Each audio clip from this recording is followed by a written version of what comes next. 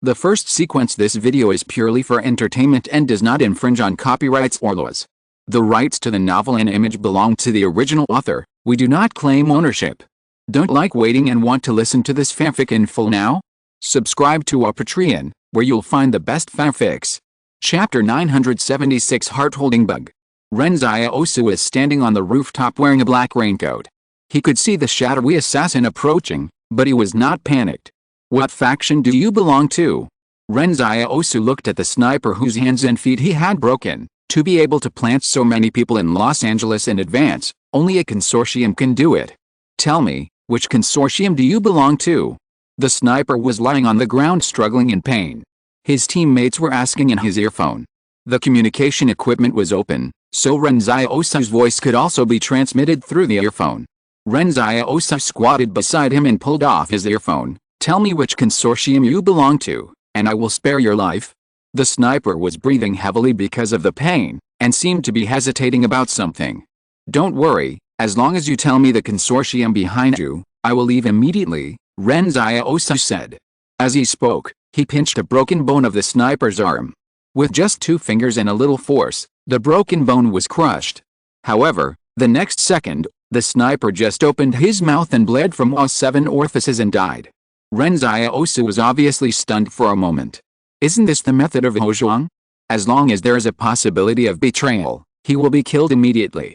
Is He Zhuang going to kill Jiang Su? It is obvious that He Zhuang is now in danger. No, Ren Xiaosu pulled out a black knife and cut the sniper's chest, but saw a black insect inside tightly hugging the sniper's heart. Seeing this scene, Ren Xiaosu suddenly felt extremely disgusted. However, when Ren Xiaosu was about to pick the insect off with a black knife, the insect turned into a ball of black energy and dissipated. This is the ability of a certain extraordinary person, to control the dead soldiers. For some reason, when Ren Xiaosu found that this was not the method of He Zhuang, he was slightly relieved. After all, those people had just fought the Expeditionary Corps without hesitation. Which force is it? Why have I never heard of the existence of such an extraordinary person before? Yes, how could an extraordinary person who is used to do such a dirty thing be exposed to the sun? Ren Xiaosu stood up and looked down from the rooftop. He saw that the black-clad assassins who were surrounding him were about to reach the downstairs. He picked up the sniper rifle on the rooftop and killed the 4 closest assassins in succession, then walked down the stairs calmly. The sound of gunfire was still lingering in Luocheng. All the people in Luocheng knew that the events triggered by Jiang Su's death were not over yet, or rather, they had just begun. At least, for Ren Xiaosu, this revenge had just begun. This time, he did not use Lao Su or any other means to avoid exposing his identity. He hid his identity not because he was afraid of being sought out for revenge by someone with ulterior motives, but because he was worried that the white mask would appear and scare these people away. Now, he used the sound of sniper rifles to attract everyone's attention, and faced all the siege and danger calmly, just to kill them all. It was too troublesome to kill them one by one, so let these people go together. The sky was gloomy and gray, just like Ren Xiaosu's mood. There was no light in the building. When walking down the stairs, only a few windows let in a faint light. Ren Xiaosu shuttled between the light and shadow. The black raincoat was like a cloak swaying. The light and darkness rotated in his eye sockets, separated by the bridge of his nose, as if the light and darkness in his heart were rapidly intertwined. The moment he walked out of the building, a killer was lying in ambush against the wall of the building, ready to shoot. The black-clad killer pulled the trigger the moment he saw Ren Xiaosu, but he only felt a flash in front of his eyes. Ren Xiaosu dodged the muzzle of the gun with a flash, and then decisively pressed the killer's cheek with his palm and pushed him against the wall. With a crisp sound, the head was smashed against the wall. Ren Xiaosu did not look at the killer again, but resolutely turned around and left, walking towards the Peony Avenue in the south of Los Angeles. Without hiding his whereabouts or escaping quickly, Ren Xiaosu was like a target that suddenly appeared in Los Angeles, waiting for the sharp arrow to shoot. All the residents of Los Angeles had already hidden in their homes and dared not go out. Only Ren Xiaosu was walking silently on the street, and his footsteps were also hidden in the dense drizzle. The black assassins were like wolves, encircling from both sides, and the crisp sound of bolts could be heard faintly on both sides of the street. Just when they were about to complete the encirclement, Ren Xiaosu suddenly turned to an obscure alley, and the black-clad assassins inside raised their hands and shot when they saw Ren Xiaosu. But he suddenly found that he couldn't press the trigger because the gun was tightly held by Ren Xiaosu. Then, Ren Xiaosu's left hand stretched out like lightning, and the sudden burst of power was transmitted from his arm to his fingers, and then with a hard index finger joint as the landing point, it accurately hit the upper left side of the assassin's abdomen. The killer's spleen was ruptured, and the toughness of the spleen capsule was destroyed in an instant. A large amount of blood began to fill his internal organs. There was no hope, and he would suffer for a long time before he died completely. The alley was paved with gray tiles. When raindrops fell on them, they would flow into the ground through the cracks. The killer could not make a sound. He lay on the ground helplessly and gradually lost consciousness. He could only watch Ren Xiaosu walk away slowly. The hem of his black raincoat disappeared at the next intersection with his footsteps. The encirclement that hundreds of black-clad killers had just completed was torn apart so easily. However, the killers did not give up. They even stopped paying attention to Luolan, but instead went all out to hunt down this young man who suddenly appeared in Luo City with murderous intent.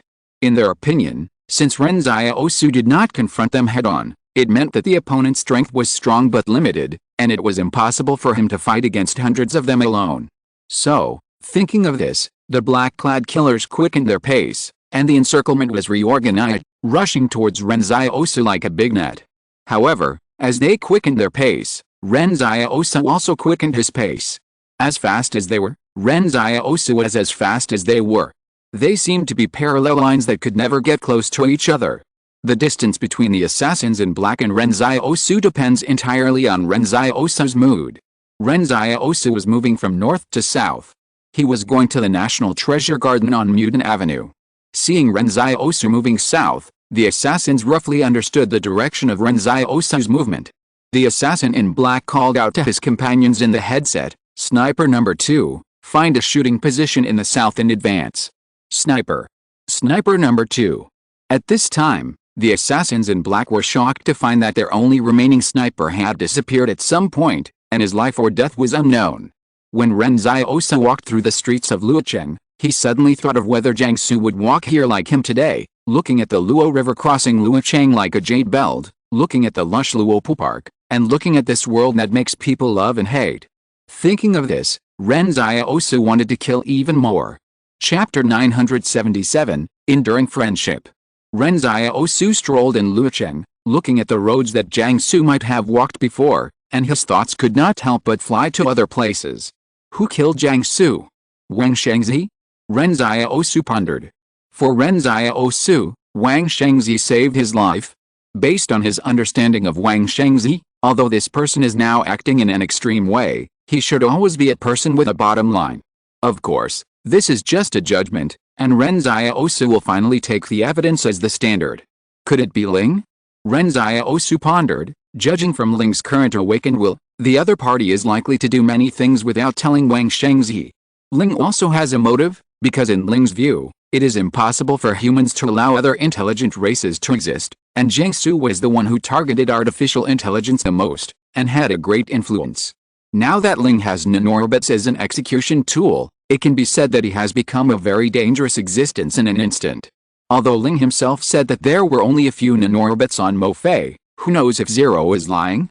After all, Ling can even deceive and conceal her father Wang Shengzi, so what is the point of deceiving Ren Xiaosu? No, Ren Xiaosu always felt that something was wrong. He searched his memories to find clues. Yes, Ren Xiaosu finally knew why he felt something was wrong. Because when he killed the sniper on the rooftop, the sniper received all the orders and instructions through the headset. If it was a soldier controlled by Zero with a nanorobbot, there would be no need for a headset. He could just use the nanorobbot to control the other party. Moreover, when the black-clad assassins surrounded and killed them, although they acted cautiously and carefully, many loopholes were inevitable in the street fighting. This is why Ren Xiaosu is now fearless. It's not that the other party is not elite enough, but in the actual battle process, no one can completely execute a perfect plan in theory, and there will always be various accidents. But if it was Zero who controlled these people, the other party would not make so many mistakes, because when Zero controlled these people, it would have absolute execution power. So, assuming it was really not Zero or Wang Shengzi, who would it be? Now because of Jiangsu's death, I'm afraid that the entire Barrier Alliance has aroused everyone's anger towards Wang's family. Who will benefit from this situation? Qing's family? The Nanorbits that appeared in the number 61 barrier before also pointed the suspicion to the Qing family. Ren Xiaosu felt a little cold in his heart. If it was really Luolan and Qing Zhen who did this, it would be too sad for him. However, he firmly believed in his judgment that Qing Zhen and Luolan could not do such a thing. The black-clad assassins who were chasing Ren Xiaosu might not have thought that Ren Xiaosu would still have the mind to think about other things during their close pursuit. When Ren Xiaosu came to his senses, the black-clad assassins had already locked the encirclement and wanted to surround and kill him again. The next moment Ren Xiaosu suddenly sped up, and the black-clad assassin in front flashed out from the corner of the street, but before they could shoot, they saw the black muzzle of the gun in Ren Xiaosu's hand. The bullet shattered the falling rain in the rain curtain and hit the assassin's eyebrows. Before, Ren Xiaosu fought with his bare hands, which almost made the black-clad assassins forget that Ren Xiaosu could actually use a gun. In fact, Ren Xiaosu also liked to use guns very much. His master-level gun skills were far better than those killers.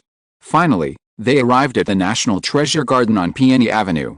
This is a famous wealthy area in Los Angeles, and the downtown villa area is even more sought after by the rich and powerful in Los Angeles.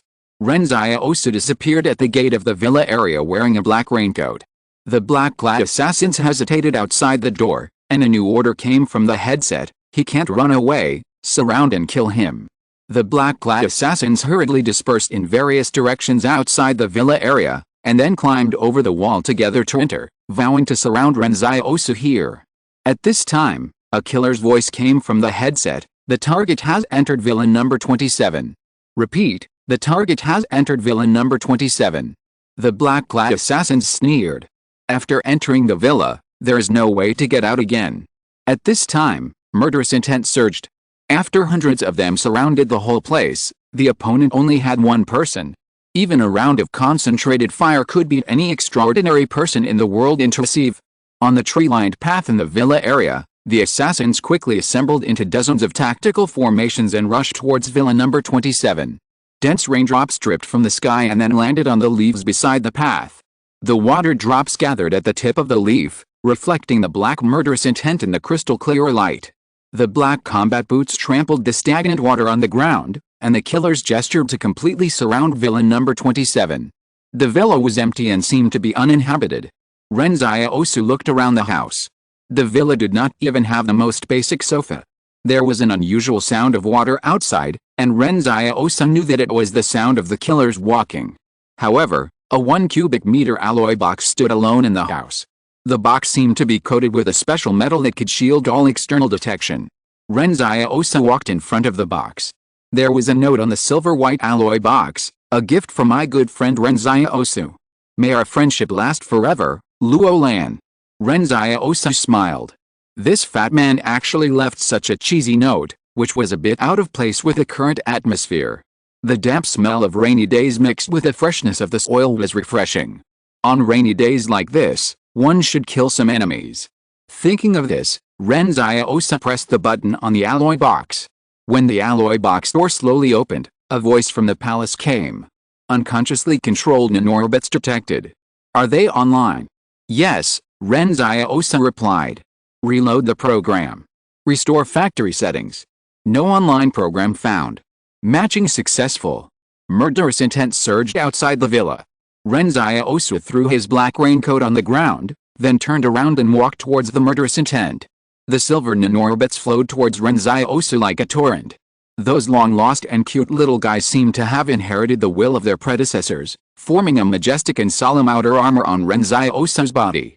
With every step Ren Xiaosu took forward, the outer armor became more complete with his steps, and the murderous intent became more boiling. Before this, Luolan said that he would escort a batch of Nanorbits from the southwest to Luocheng. Ren Xiaosu could come and get them at any time if he needed them. This was a gift from the Qing family, and Luolan did not break his promise. Ren Xiaosu discovered that this batch of Nanorbits didn't even have a background connection program. At this moment, he was already in the best condition and could kill people. In an instant, the agile and burly outer armor broke through the door of the villa and rushed out. The killers saw this scene and realized who they were chasing today. There are 2 more chapters in the evening, one of which is a supplement. Jiangsu's character has been established on the Kidian app. Everyone can give him a heart every day when you have time. It's free. If there's a chance, you can celebrate his birthday when the star value reaches 200,000. Now it is 10,000. Chapter 978, Keep Your Word. The assassins in black had already secured victory, but when the outer armor appeared from behind the broken door, the familiar gray metal texture, and the legendary figure appeared, the assassin's confidence was completely destroyed in the blink of an eye. Not long after the present time, the patron saint of Hope Media wore outer armor and slaughtered nearly 1,000 gangsters in Los Angeles. Such a person was really not something they could contend with.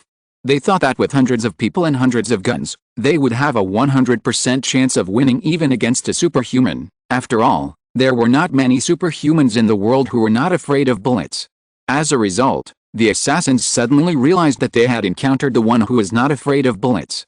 Yes, Jiangsu died. How could the patron saint of Hope Media not come?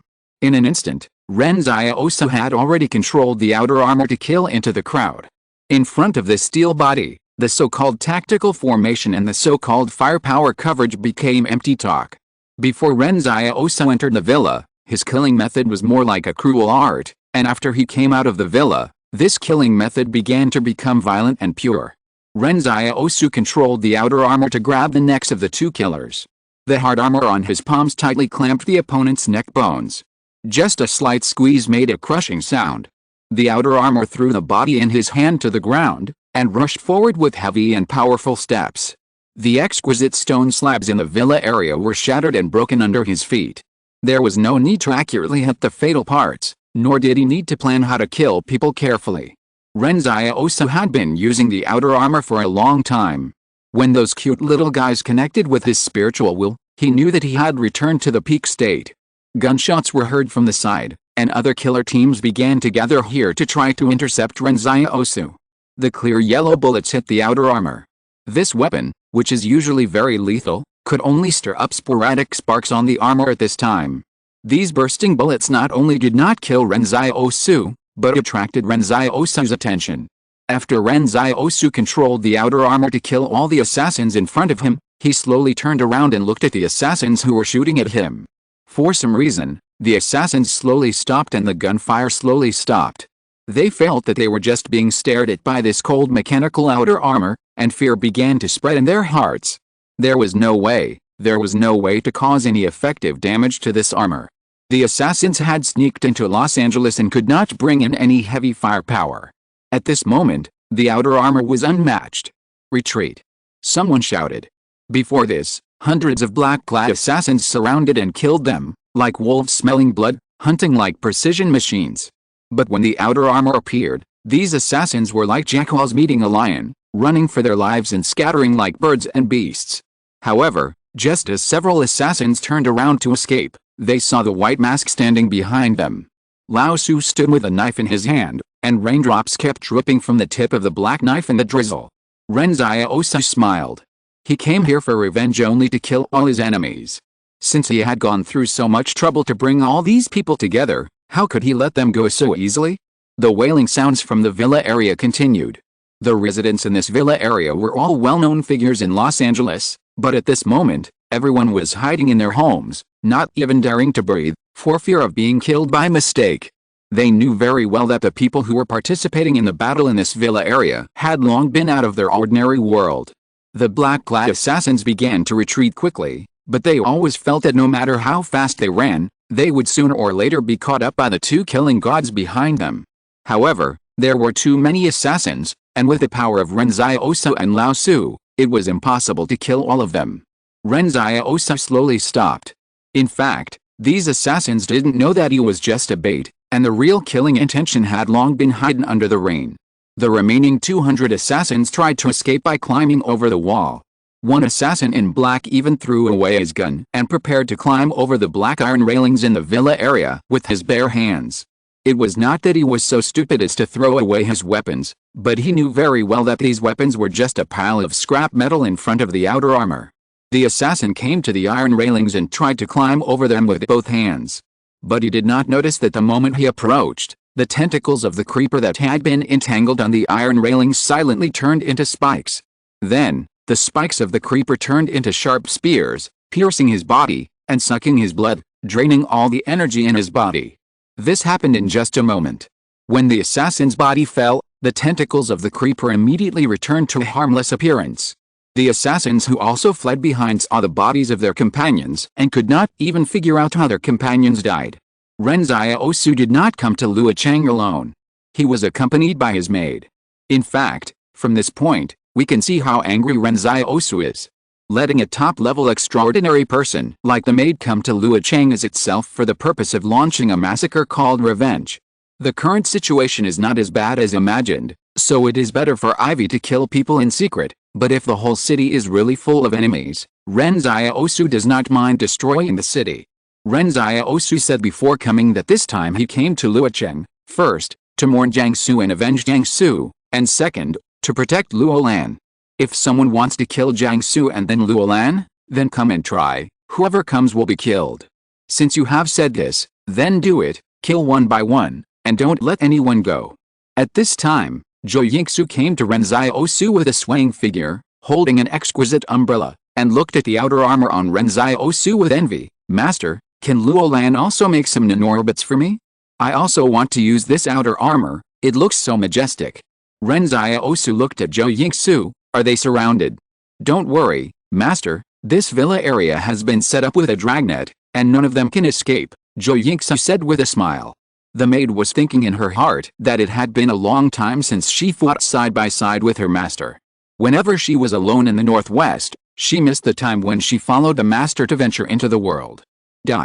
There will be another update in the evening, but it will be very late. It is recommended to read it tomorrow morning. Chapter 979 Still for Money. The National Treasure Garden Villa District on Mutant Avenue in Los Angeles has become a huge battlefield. The rain washed the blood into the soil, but there was still a hint of sweet smell in the air. Ren Xiaosu put all the nanorbits he had just obtained into his body, waiting for Zhou Yingxu to harvest the battlefield. No one dared to go out at this time, which was convenient for Ivy to kill people. However, Ren Xiaosu still went to the property office specifically. The property staff and security guards here had already fled, and he came here to take away the host computer that stored the surveillance video. After all, the Ivy incident had a great impact on the entire Barrier Alliance. Ren Xiaosu didn't want Zhou Yingxu to fall into the criticism of others because of such a trivial matter. After all, this is also his own maid. Before leaving, he also put a gold bar on the table as compensation for taking away the host computer. When he came back with the host, Zhou Yingxu confirmed, Master, they are all killed. Zhou Yingxu had always been a little puzzled before, why Ren Xiaosu was always reluctant to let her expose the creeper's method. After all, she was already so powerful, why should she be afraid of others? But later she understood that sometimes people's words were like knives, and the master protected himself just because he didn't want to be angry after being accused by others. Ren Xiaosu took out a black raincoat and put it on again. Okay, things here are over, you go to see Wang Yuqi and the others first, I'll go find Luolan. Okay, Zhou Yingxu nodded and agreed. Today's battle also made her satisfy her fighting addiction. Thinking of the master acting as bait to track the enemy, and then completing the harvest by herself, she felt like a hidden master accompanying her master back to the arena. Just thinking about it made her feel very handsome. Come to think of it, Zhou Yingxu also missed Wang Yuqi's brothers. The 8 young men who fought with Ren Xiaosu for their lives are still studying at King University. When the 8 of them were reviewing, Zhou Yingxu took care of their daily life. Unconsciously, Zhou Yingxu already treated them as her brothers. But Zhou Yingxu was thinking, since she hadn't seen those brothers for so long, should she bring some gifts? Should she buy some jade rings or something? Before leaving, Ren Xiaosu glanced at Zhou Yingxu and said, after you went to the northwest, did you use my name to bully others? Zhou Yingxu was a little panicked. No. That's good, let's go back to the northwest together after things here are settled. Then I'll ask someone to ask you what you did over there, Ren Xiaosu said, and then turned and walked into the rain. Zhou Yingxu pouted and said angrily, I have made such a great contribution, why do you always want to trouble me? Is there such a master? The emperor doesn't send hungry soldiers, what's wrong with me enjoying life in the northwest?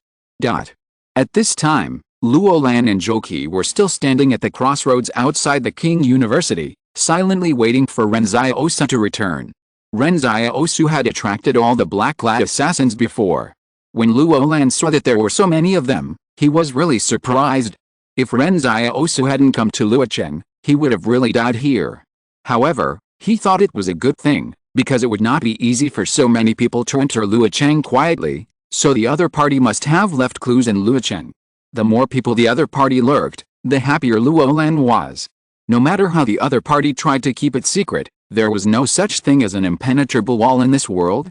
Luo Lan's initial judgment was that there was an insider of the other party in the King group in Luocheng. But who was so bold that he dared to kill him? It's not that Luo Lan is so powerful, but the people who want to kill him, have they not considered the consequences? Wait, just like Jiang Su's death, if everyone thinks that it was Wang who did it, then his death is likely to lead to a complete showdown between the Qing and Wang families. If the murderer is not found for a long time, then with Qing Zhen's character, it is very likely that he will launch a full-scale war against the Wang family. So, who wants to see the Qing and Wang families go to war? Who wants to see the world as enemies of the Wang family? Luo Lan had a few guesses in his mind, but he was not sure. However, at this time, Zhou Qi, who was originally leaning against a roof to avoid the rain, suddenly stood up and looked at the end of a road, where a man in black was walking slowly. Zhou Qi looked back in another direction, and similarly, the man in black looked particularly abrupt on the empty street. For a while, in the four directions of the intersection, there were people in black approaching slowly, as if they had already surrounded Luo Lan. At this time, the people of Luocheng had been frightened by the gunshots and had hidden in their homes. Only a few who were brave enough dared to look outside through the windows. Therefore, the people who appeared here now were here to kill people. Luo Lan grinned. I was wondering why everyone followed Ren Xiaosu as soon as he appeared, and even ignored me. It turns out that they just used some cannon fodder to force Ren Xiaosu away from this place, and then sent a killer to deal with me. It's okay, there's a game within the game, such an opponent is a bit interesting. Zhou Qi stood in front of Luo Lan silently. Don't mutter. When we start fighting later, don't leave 3 meters around me. Luo Lan looked at Zhou Qi's back and laughed. You are a money grubber, but you can be so righteous? I didn't bring any money this time. Zhou Qi rolled his eyes. Your brother paid yesterday. Bah, Luo Lan said contemptuously. I thought you had changed your personality. It turns out it's still for money. In the rain, Luo Lan and Zhou Qi almost quarreled. But when the four assassins entered the 100-meter radius, Zhou Qi's expression suddenly became serious. This was a deadly trap that the other party had carefully prepared for Luo Lan. The person who came must be very strong. In an instant, the dense drizzle floating in the sky suddenly became a little different. The raindrops were stretched by an invisible force when they fell, and slowly turned from water droplets into long and narrow silver needles. When the drizzle fell on the ground again, it made a tinkling sound, as if hundreds of thousands of needles really fell from the sky. Rainy days are Zhou Qi's home court. Luo Lan exclaimed, Zhou Qi, your ability has become stronger again. Zhou Qi did not speak, he was ready to make a move. However, before the murderous intent of both sides burst out, Zhou Qi was stunned for a moment, and he suddenly saw the figure of Ren Xiaosu on the long street in the south. A man in black was walking slowly, and Ren Xiaosu was not far behind him. The outline of the black raincoat on the boy was like slowly emerging from the gray and dense rain curtain waterfall, mysterious and calm. This time, no one expected that Ren Xiaosu could get rid of all the killers so quickly. It was like a magician performing a magic trick, and then hundreds of people really disappeared and never appeared again. Update. Good night everyone. Chapter 980, Barrier. In the assassin's plan, 4 extraordinary people were supposed to surround and kill Luo Lan and Zhou Qi. According to their original plan, even if hundreds of undercover combat personnel could not kill Ren Xiaosu, they would be enough to hold him back for half a day. With this time, Luo Lan would not be able to die even if he had 9 lives. However, now that Ren Xiaosu came back early, their assassins were nowhere to be found, and it seemed that they were all dead. The headsets in the ears of the 4 black-clothed extraordinary people sounded, Number 1, you come to intercept him, and the other 3 will surround and kill Luo Lan with all their strength. It should be enough. As he said that, the extraordinary person that Ren Xiaosu was following suddenly turned around and stood face to face with Ren Xiaosu. Ren Xiaosu silently looked at this extraordinary person, a young man, about 27 or 28 years old, with a square face. The other party stood like a javelin, looking like a soldier, with brown skin on his face after years of training. He was a master from a certain force. Ren Xiaosu felt relieved. As long as the identity characteristics appeared, it would be a matter of time before the culprit behind the scenes was found. What he feared most was that this group of people had not gone there, and it would be difficult to find clues. Zhou, Wang, Kong, and Huazhong, these consortiums always had different methods of training soldiers, so the subtle movements of soldiers during combat would also be different. Of course, the difference was extremely subtle, and Ren Xiaosu could not see anything at all. But it didn't matter. Now Wang Yun had already prospered in the northwest. After this battle, even if Ren Xiaosu could not find any evidence, as long as he brought the surveillance on this road to Wang Yun, the other party would definitely give him some answers. Most of the extraordinary people were not organized when they just awakened, so the battle was also particularly scattered. For example, Zhang Baojun, Dong Funan and others were like this. However, in the past year, as time went by, batches of people began to awaken. Some people believe that the number of extraordinary people in the entire Barrier Alliance was likely to exceed 300, and half of them were born in the army. After these extraordinary people, who were soldiers themselves, appeared, they were immediately secretly brought into the hidden troops by various consortiums, and then invested more budgets for training. These people are very powerful, especially when they fight together. They will show combat qualities that surpass ordinary extraordinary people. The extraordinary person in front of him approached Ren Xiaosu, trying to delay a little time so that his three companions could complete the task quickly. The remaining three extraordinary people rushed towards Luolan quickly, but one of the extraordinary people in one direction suddenly felt something was wrong. He looked back and found a person wearing a white mask following behind him. The white mask looked particularly abrupt and terrifying in the gray world under the rain curtain. There was no expression on the mask, but for some reason, the extraordinary person facing it felt that the other person was smiling. The white mask is a legendary existence in the extraordinary world. There are too many major events with a figure of this white mask. Now, all extraordinary people know that this white mask is just someone's ability. The killers wanted to stop Ren Xiaosu and use the other three to surround and kill Luolan, but their plan failed again. From today on, it seems that every plan of theirs is difficult to achieve. One accident after another occurs, causing them to have to change their plans constantly. Almost at the same time, Ren Xiaosu and Lao Su rushed towards their respective opponents. The fight on Lao Su's side looked plain and simple, but every strike was extremely dangerous. In the moment when the two sides met, his opponent immediately fell into a state of running away. However, this extraordinary person soon discovered a problem. Lao Su's speed was much faster than his. If he just ran away passively, he would not be able to hold on for long. He stopped immediately and bent down decisively to avoid the blade when the blade came from behind. Then, 13 bone spurs suddenly burst out from his arched back from the spine. The whole person looked like a saber-toothed dragon and looked extremely terrifying. The bone spurs were more than 1 meter long. According to the calculations of the extraordinary person, the moment the white mask swung the knife close to him, he would definitely hit the sharp bone spurs on his back, and then be pierced through the body by the bone spurs. In an instant, a bone knife grew behind his elbow, ready to chop off Lao Su's head when he hit him. But the next moment, the extraordinary man was stunned. He only felt that the bone spurs on his back were like piercing soft plasticine. Although Lao Su was pierced by the bone spurs, he continued to chop without stopping. There was no scene of blood splattering as imagined. There was only Lao Su beheading him from behind with a knife without any emotion. "It's too bloody," Luolan sighed. Even for someone like him who had been killing in arson for many years, he felt a little nauseous. However, this execution-like killing method also made Luolan understand how angry Ren Xiaosu was about Jiangsu's death. At this time, the other two extraordinary men who had not encountered Ren Xiaosu and Lao Su had entered a distance of 30 meters around Zhou. However, the other party did not approach rashly. They looked at the drizzle carefully. The ubiquitous raindrops made their skin feel stinging. The closer they got to Zhou, the stronger the stinging became.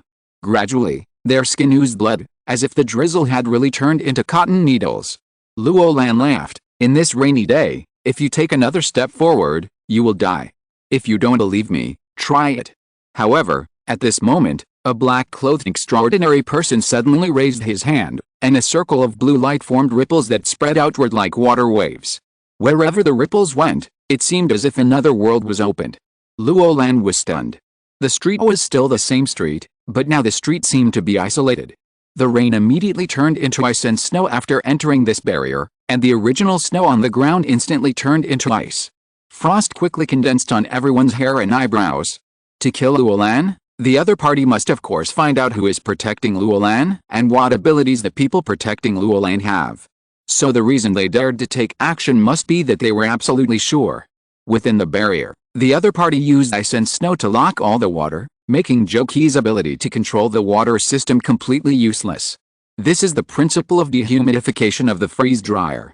In theory, ice is also water, but Joki's ability is not that magical. He must turn the ice into liquid water before he can use it. Luo Lan chuckled twice. It seems that you are well prepared. How about we discuss it?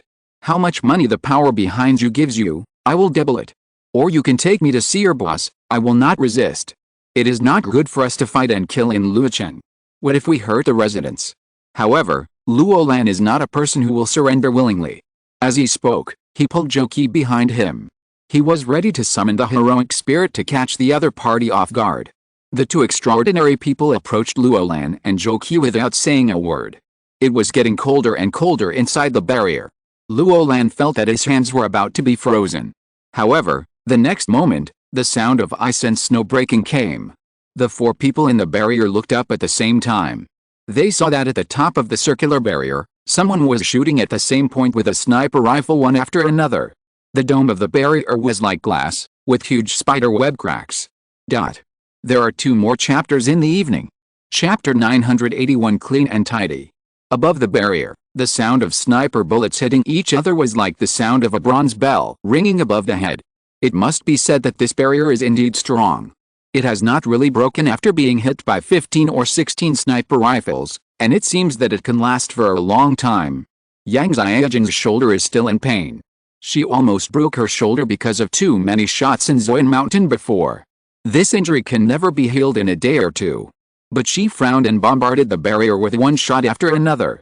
Every time she fired a shot, the huge recoil of the black sniper would make the butt hit her injured shoulder. She didn't care about the pain. At this moment, Yang Xiaojin only cared about this time. Ren Xiaosu risked his life, and she did not miss it.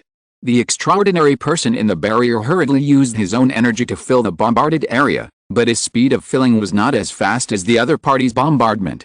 Moreover, the sniper who fired the gun had no intention of giving up. Every shot hit the same place accurately. One shot after another, fast and dense, as if there was no end. For some reason, the extraordinary person in the barrier suddenly felt a little scared. He watched the spider web-like cracks grow bigger and bigger. This was the first time he saw someone so persistent in trying to break his barrier. It is said that the barrier that can withstand so many hits from the anti-material sniper rifle is indeed strong enough. But at a certain moment, the whole world seemed to sound like glass breaking, and the light blue translucent barrier was shattered, and then pieces of debris dissipated in the air. At this moment, the extraordinary person who opened the barrier vomited blood and suffered a huge backlash. Seeing that the plan had completely failed, another extraordinary person hurried away. He didn't even care about his injured companion who was vomiting blood. It was not that he was cold-blooded, but that the training and requirements they received were like this. Once the plan failed, they should evacuate quickly and don't try to rescue others. Luo Lan looked at Yang Xiaojin on the high-rise building not far away. The other party was wearing a peaked cap and a raincoat and began to lock the target in the scope. The couple are all here. Do you feel like a godlike general? Luo Lan said excitedly. Joki was helpless. You are also a superhuman? Why don't you think about how to improve your own abilities instead of always relying on others? Luo Lan thought for a while and explained, my ability is actually a bit cruel. The soldiers have sold their lives for the Qing family for so long, and they can't rest in peace after death. I can't bear it no matter how I think about it. It's up to you. Joki suddenly felt that Luo Lan's awakening of this skill was a bit contradictory. It could be very powerful, but Luo Lan himself was not very willing to use it. It was just because Luo Lan felt that the Hall of Heroes was not the best destination for the heroes. He couldn't bear that the soldiers would accept the infinite darkness of sinking in the Hall of Heroes after death. In his opinion, that kind of darkness was like a punishment for resurrecting from the dead and transcending the laws of nature. At this time, the sound of a sniper rifle rang out, and the sniper bullet on the high-rise building hit the back of the fleeing superhuman. Just one shot, the opponent lay on the ground and stopped moving. However, after a few seconds, the killer's body gradually faded until it turned into air. Yang Xiaojun frowned. Is it a substitute ability? Unexpectedly, the other party still ran away. Thinking of this, Yang Xiaojun prepared to go downstairs to chase. She knew that Ren Xiaosu didn't want to let any killer escape. But before she got up, she saw Lao Su turning out from a street, holding a bloody black knife in his hand. Lao Su raised his hand and waved to Yang Xiaojun, indicating that the escaped extraordinary person was dead. 5 minutes ago, the battle on Lao Su's side had ended neatly, but Ren Xiaosu did not let it join the battlefield on Luo Lan's side, but quietly hide outside the battlefield to prevent the other party from having escape skills, such as the Shadow Gate. Yang Xiaojun went downstairs to meet Ren Xiaosu. When Luo Lan saw her, he immediately greeted her with a smile. Miss Xiaojun, long time no see, please come to Luocheng in person. We just met at Zoan Mountain, Yang Xiaojun said calmly. You don't have to thank me, thank Ren Xiaosu. You are a couple, it doesn't matter who you thank, Luo Lan laughed happily. Yang Xiaojun glanced at him and did not refute this. On the other side, Ren Xiaosu's battle was over. He was wearing an outer armor and dragging the dying number 1 transcendent in his hand. He dragged the other person from another direction to everyone. The steel clanging sound made by the outer armor when walking on the ground was heavy and gloomy. Some residents of Los Angeles who were hiding at home quietly looked outside. When they saw the outer armor and Yang Xiaojun's peaked cap, they immediately thought of the sculptures on Wangxinmen Street. Some people got excited. It turned out that the guardian god came to Los Angeles to avenge editor-in-chief Jiang Su. The outer armor began to fade. Many people wanted to secretly see what Ren Xiaosu looked like, but before they could see clearly, Ren Xiaosu had already put on the huge hood of his raincoat. He dragged the killer to the place where Jiang Su had an accident and stood silently. Yang Xiaojun, Luo Lan, and Zhou Qi did not disturb him. Ren Xiaosu lowered his head. The hood of the black raincoat formed a shadow, blocking his expression, but everyone could feel how sad he was. I killed some of those who wanted to kill you. Ren Xiaosu threw the assassin in his hand to the ground, and then said to the street corner, in fact, I should have expected that someone would want to kill you, so I should have taken you to the northwest earlier. But I know you won't go, because only Luocheng, a place that does not belong to any force and has a neutral king behind it, can let you do what you like cleanly. But if I knew there would be such a day, I should have knocked you out and taken you to the northwest. I used to have a vague feeling that something seemed to be wrong with this era. It was not until the day I died that I finally confirmed this, Ren Xiaosu said. I know that people cannot be resurrected after death. If life is not bound by time, it will seem particularly thin, but I think the world cannot do without people like you, so I want to ask you, are you willing to be reborn in another way? Luo Lan on the side was stunned. Why did Ren Xiaosu's words sound a bit similar to what he said before? Ren Xiaosu did not avoid Luo Lan, but just looked at the air in front of him silently. But, 1 second, 2 seconds, 1 minute, 2 minutes, for the first time, Ren Xiaosu felt that the passage of time was so long and painful. However, what made him disappointed was that Jiang Su did not appear like other heroes. Jiang Su was gone, completely gone. Just like his clean life, he left without any regrets or dragging his feet. He was calm and composed. There is another chapter in the evening, but it will be very late. I suggest you read it tomorrow morning. Chapter 982 Taking Over Los Angeles. A person is not alive only when his physiological functions are still functioning normally. When he is remembered by many people and will never be forgotten, his will has never died. When Ren Xiaosu found that he could not summon Jiang Su using the Hall of Heroes, he knew that the matter was irreversible. But he did not regret it. Perhaps Jiang Su did not want to continue living as a hero. Because, at that time, Jiang Su became a vassal of Ren Xiaosu alone. How could a clean person like Jiang Su accept such a result? At a certain moment, after Ren Xiaosu finished speaking, Luo Lan even felt that Jiang Su's golden figure would slowly emerge. Fortunately, Jiang Su did not show up, so Luo Lan was still unaware of Ren Xiaosu's replica at the Hall of Valor. At this time, Ren Xiaosu sighed and looked at Yang Xiaojun. Does your shoulder hurt? It hurts, Yang Xiaojun said directly, but I can still bear it and fight. Okay, let's go to Hope Media first, Ren Xiaosu said. He looked at Luolan. What do you think, stay in Los Angeles or leave? Of course we are staying. There must be an explanation for Mr. Jiangsu's death. Luolan narrowed his eyes and said, leave the killer in your hand to us, I will interrogate him. No need. Ren Xiaosu picked up the other's neck bone and easily broke it where Jiangsu died. They all have a kind of worm in their hearts, so they can't be interrogated. I brought him here to use him as a sacrifice. Zhou Qi looked at Ren Xiaosu's calm face, and suddenly a chill surged from behind. Others use pig heads, apples and other things to commemorate their relatives and friends, but Ren Xiaosu uses living lives. Suddenly, a window on the 5th floor of a residential building across the intersection was opened, and a child shouted, Guardian, please avenge Mr. Jiangsu. Ren Xiaosu was stunned for a moment and looked at the child. The child looked only 8 or 9 years old, but his eyes were red and his face was sincere. The adults in that family hurriedly covered the child's mouth and pulled the child into the house, fearing that the child would provoke someone he shouldn't. What happened in Luo City now is no longer something that ordinary people can participate in. The adults wanted to apologize to Ren Xiaosu in a panic, although they didn't know why they were apologizing, and they were always afraid that their children would offend Ren Xiaosu. However, Ren Xiaosu suddenly said, you are so young, do you know who Jiangsu is?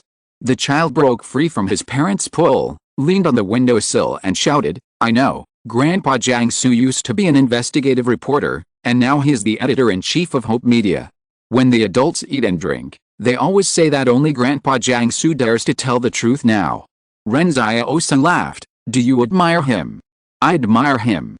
I want to be an investigative reporter when I grow up. The child shouted. Ren Xiaosu nodded and said, remember your dream.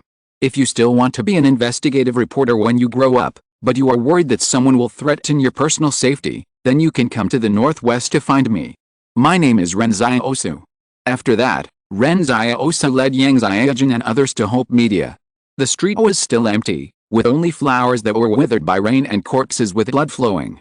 However, Ren Xiaosu's mood suddenly brightened a little. Did you see that after you died, when the killer attacked, none of those people who said they hated the murderer dared to stand up and avenge you? This is the real world we live in. But all this is not important. What is important is your light. After all, some of it is left. Just like inheritance and reincarnation, time will give us the answer. The building of Hope Media was already dilapidated, and it looked even more depressed in the rain. Ren Xiaosu walked in from the gate, and the reporters and editors in the building stood up and looked over silently. He looked around at these panicked and sad people. Everyone's eyes were red. I don't know how long they cried. However, even after Jiangsu left, they still stayed at this post.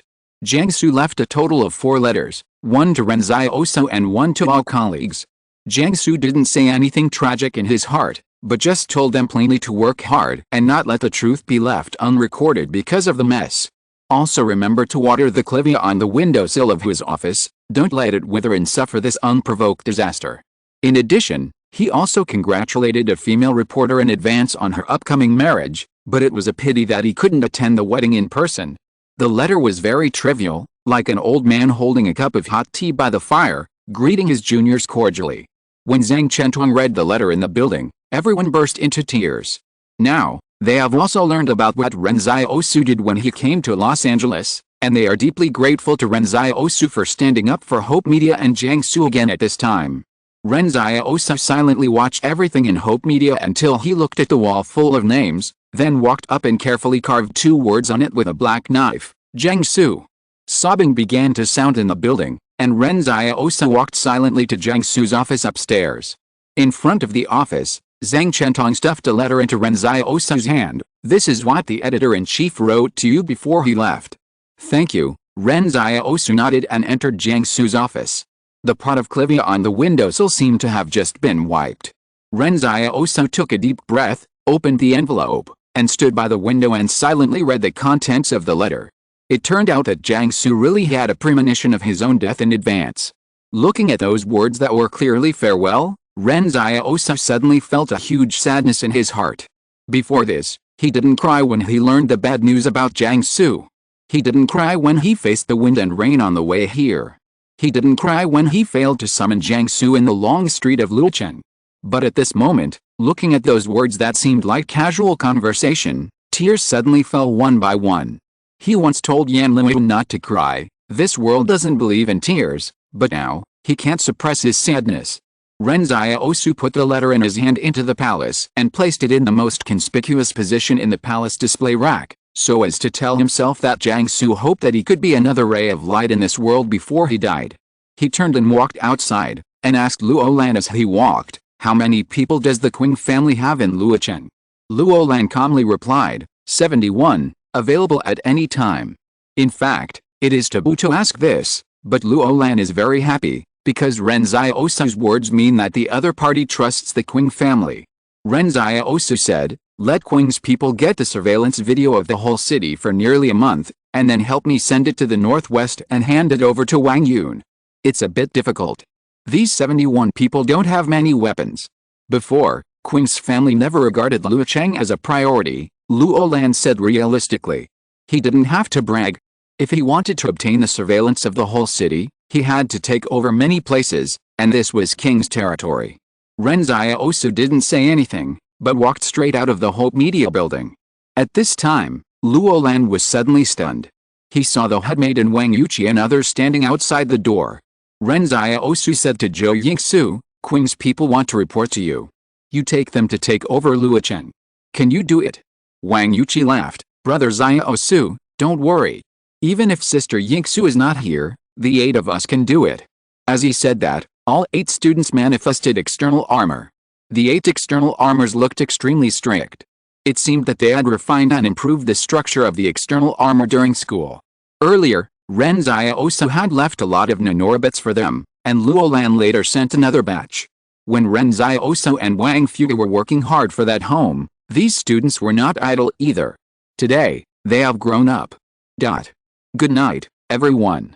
Chapter 983, The Liberated Serfs Sing. Taking over Luocheng is actually a very complicated matter.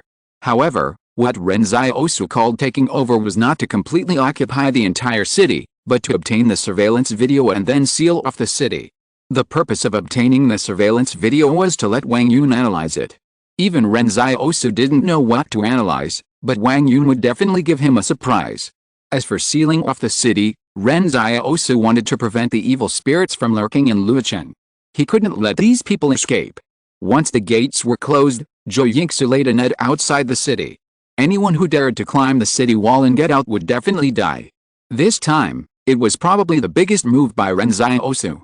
At this time, the 71 people of the Qing family lurking in Luocheng had reported to Zhou Yingsu, and then this group of people went directly into the order department and took control of the order department.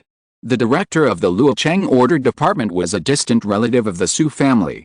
Originally, he received a report that a large number of people were coming to the order department, but he didn't take it seriously.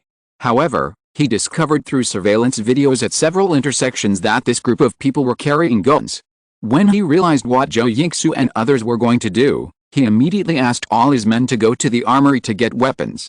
Then, when they got their guns and cannons, they found that they were facing 8 armored suits. When facing the 8 armored suits, the director of the order department felt a deep sense of powerlessness. This kind of weapon that could not be used by firearms was not something that they, the order department, could contend with. There were so many people that could not be killed by these 8 armored suits. After Wang Yuqi and others controlled the situation, Zhou Yingsu swaggered in, wearing a precious Chongsam jewelry, looking extremely noble. Wang Yuqi looked at Zhou Yingsu, "Sister, what should we do next?" At this moment, 8 students wearing armored suits looked at Zhou Yingsu, which made Zhou Yingsu very happy, as if she had instantly become a big shot on the underground world, and the 8 brothers beside her were her thugs. This kind of scene immediately made Zhou Yingsu feel like a world protagonist. Just now at the entrance of Hope Media, the head maid saw that Yang Xiaojin was there, and she lowered her head and said nothing. Now she came to beat outsiders, and finally she was proud of herself and sang the song of the liberated serfs. Zhou Yingsu looked at Wang Yuqi and others and smiled. It was not in vain that she cooked for these brothers and took care of their daily lives. In the future, if anyone messed with her, she would not have to do it herself, and let Wang Yuqi and others help her solve the problem. Just like the master, whoever creates the problem will be solved. Zhou Yingsu sat in the order department with a swagger and said to the director of the order department, "We will take over the order department from now on. Is there any problem?"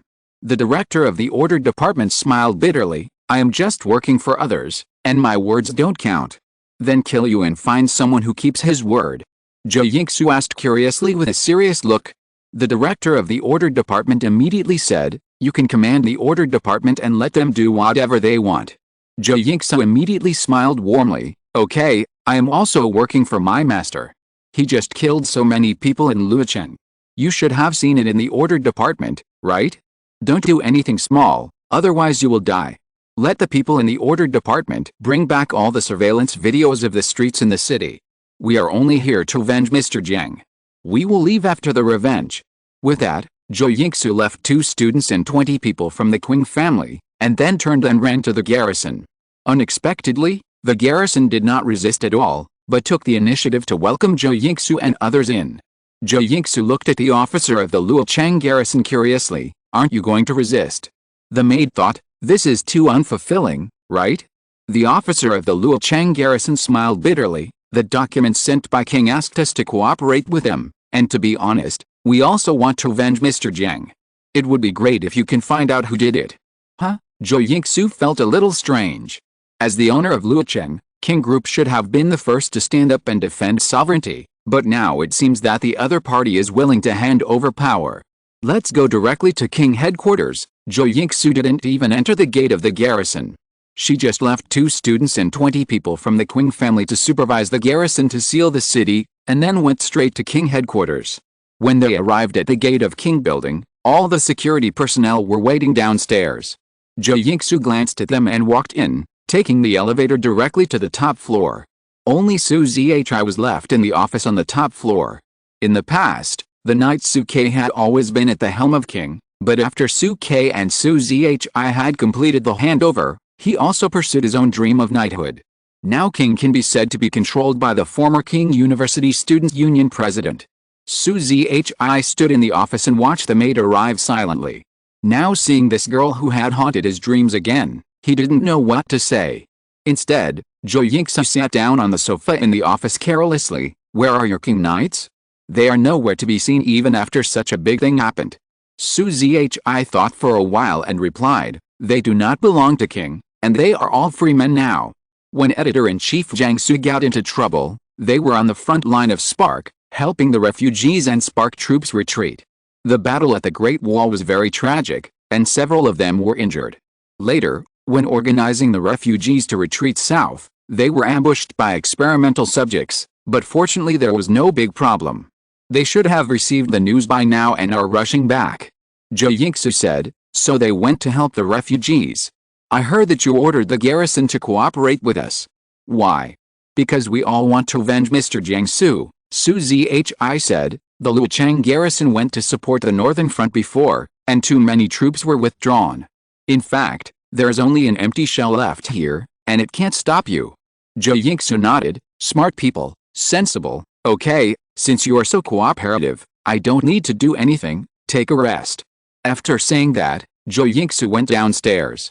Su Zhi hesitated for a long time and suddenly asked, "After we find the culprit who killed Mr. Jiangsu, can I talk to you?" Zhou Yingsu walked into the elevator, then turned around and looked at Su Zhi who was standing outside the elevator and said, "Little friend, I have to ask my master about this kind of thing, but I'm too lazy to ask because I don't think there's anything to talk about with you. You are too weak." The elevator door closed, and Su Zhi stood outside the elevator feeling lost. There are 2 more chapters in the evening. If you're listening to this novel on a channel other than Fanfic World, it means they downloaded and uploaded it without effort. We cordially invite you to visit our channel, Mundo Fanfic Novelis. There you'll find the original version of this story, and you can explore many other novels of various genres. We're waiting for you to immerse yourself in a world of incredible novels. Chapter 984 The Mystery of Luolan. Zhou Yingsu showed off her power in Luocheng. She took over all the places Ren Xiaosu asked her to take over, and she also took over a lot of places Ren Xiaosu didn't let her take over. She wasn't working hard, she just enjoyed the feeling of being in the limelight today. The maid had been living a very depressed life since she was young. She was poor and had no money when she was young.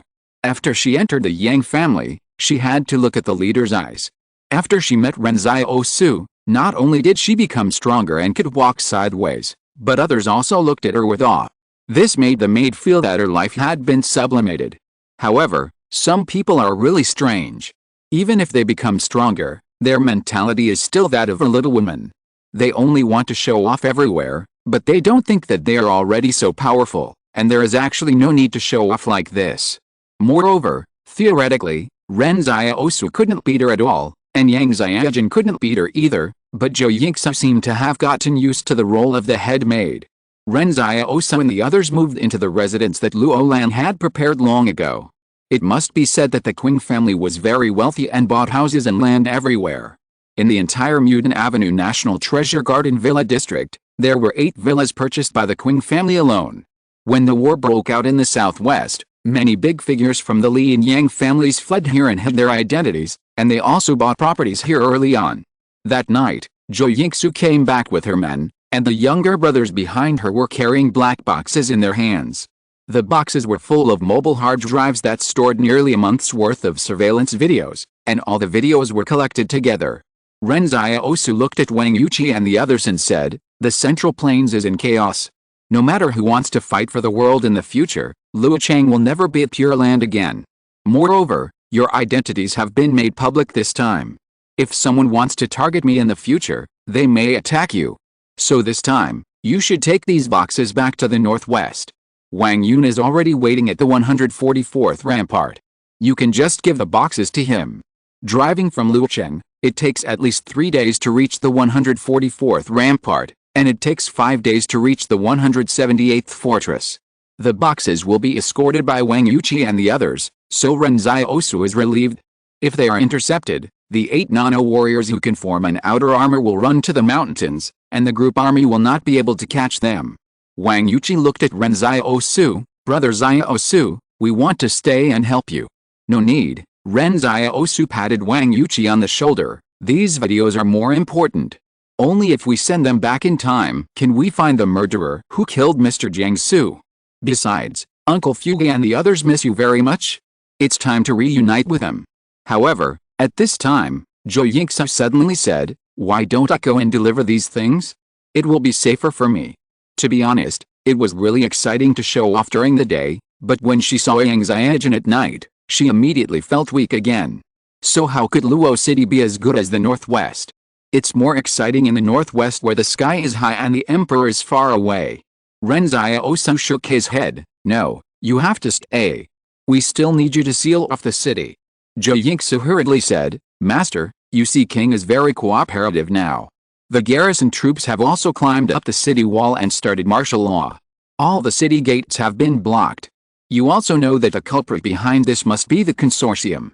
What if it is really the Wang family and Wang Yuqi? They will be in great danger. Their artificial intelligence seems to be very powerful." This sentence reminded Ren Xiaosu. Luo Lan mentioned before that the nano-warriors of the Qing family may have been controlled by Ling, especially the 2,000 nano-warriors supporting Zuo Yunshan are missing.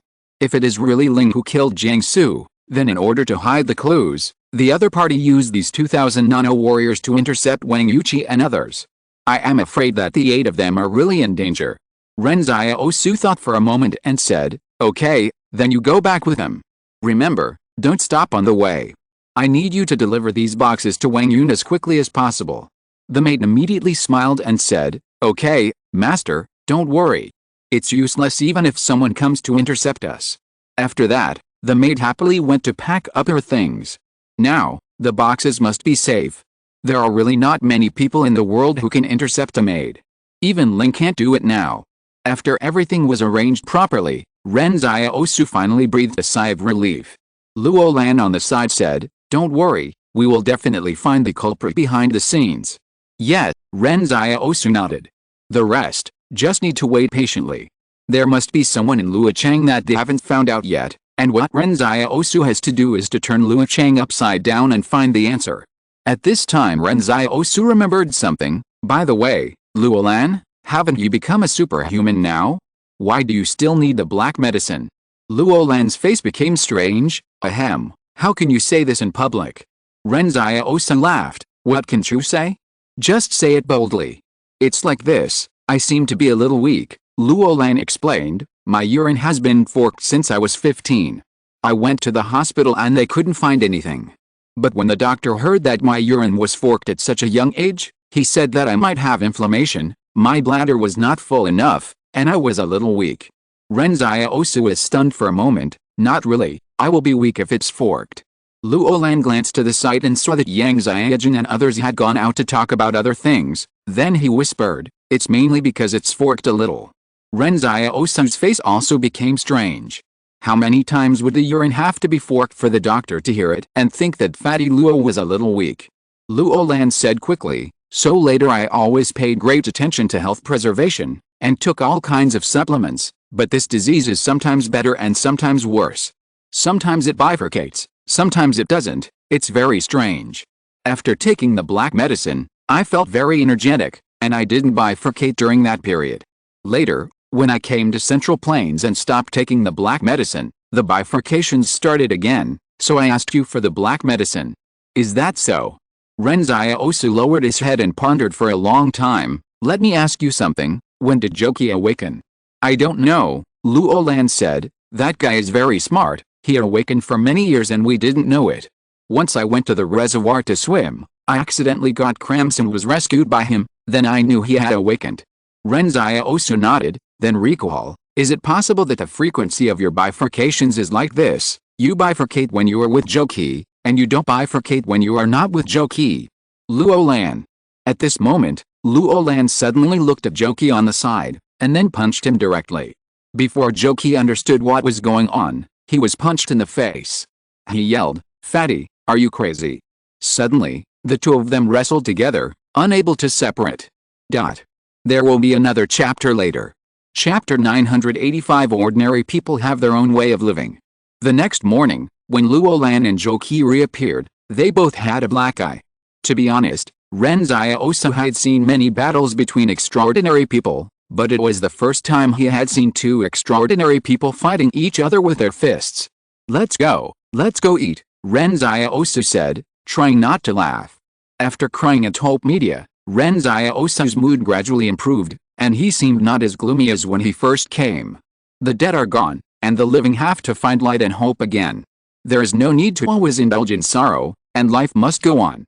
Luolan listened to Ren Xiaosu's call and said in a muffled voice, we don't have to go out for dinner, just find a team of chefs to come to the villa to cook. Ren Xiaosu smiled and said, forget it, there is no need to mobilize so many people, and I just want to go for a walk on the street. Okay, Luolan agreed. It was just after dawn when Luolan, Joki, Ren Xiaosu, and Yang Xiaojun walked out of the villa area. The rain had stopped and the air was especially fresh after the rain. After what happened in Luocheng in the past few days, there were fewer people on the streets. Many people didn't even dare to go to work, and many factories also notified their workers to take a holiday. Therefore, there were not many people on the streets. Since yesterday afternoon, there have been rumors in Luocheng that Luocheng no longer belongs to King and has a new owner. This news alarmed many people, so much so that as soon as Ren Xiaosu and his friends left the villa area, they saw many cars parked at the gate, each one more impressive than the other. Ren Xiaosu took a look at the cars and said, these cars look good. Well, the high-end cars produced by Joe's factory have been regarded as exclusive cars for the upper class in recent years, Luolan explained. Why are they all parked at the gate? Ren Xiaosu looked at the cars in confusion. Are they all residents of this villa area? Why don't they park their cars inside? As a result, Luolan laughed and said, it seems that you have never experienced such a thing. These people are not residents of the villa area, but they are here to see you. Why are they looking for me? Ren Xiaosu was puzzled. You took over Luocheng, of course they are here to pay their respects to you, Luolan said calmly. Look, the show is about to begin. As soon as the voice fell, Luolan seemed to have predicted the future. When the people in the cars saw Ren Xiaosu and Luolan coming out, they hurriedly got out of the car and ran over. Although they didn't know what Ren Xiaosu looked like before, they knew Luolan and Joki. Now the person who could be accompanied by Luolan and Joki must be the one from the northwest. For a moment, The scene of many big figures in Luochang coming together was seen by the nearby residents, and they immediately understood. But everyone didn't think it was a big deal. In fact, after 2 wars, Ren Xiaosu had a very high status in the hearts of the people of Luo City, so everyone didn't feel panic about Ren Xiaosu taking over Luo City. It is said that Ren Xiaosu is also a friend of the knights. In the past year, the knights left Luo City one by one, and everyone felt a little insecure. Now that a new city lord has come, everyone feels good. But I don't know where King should go.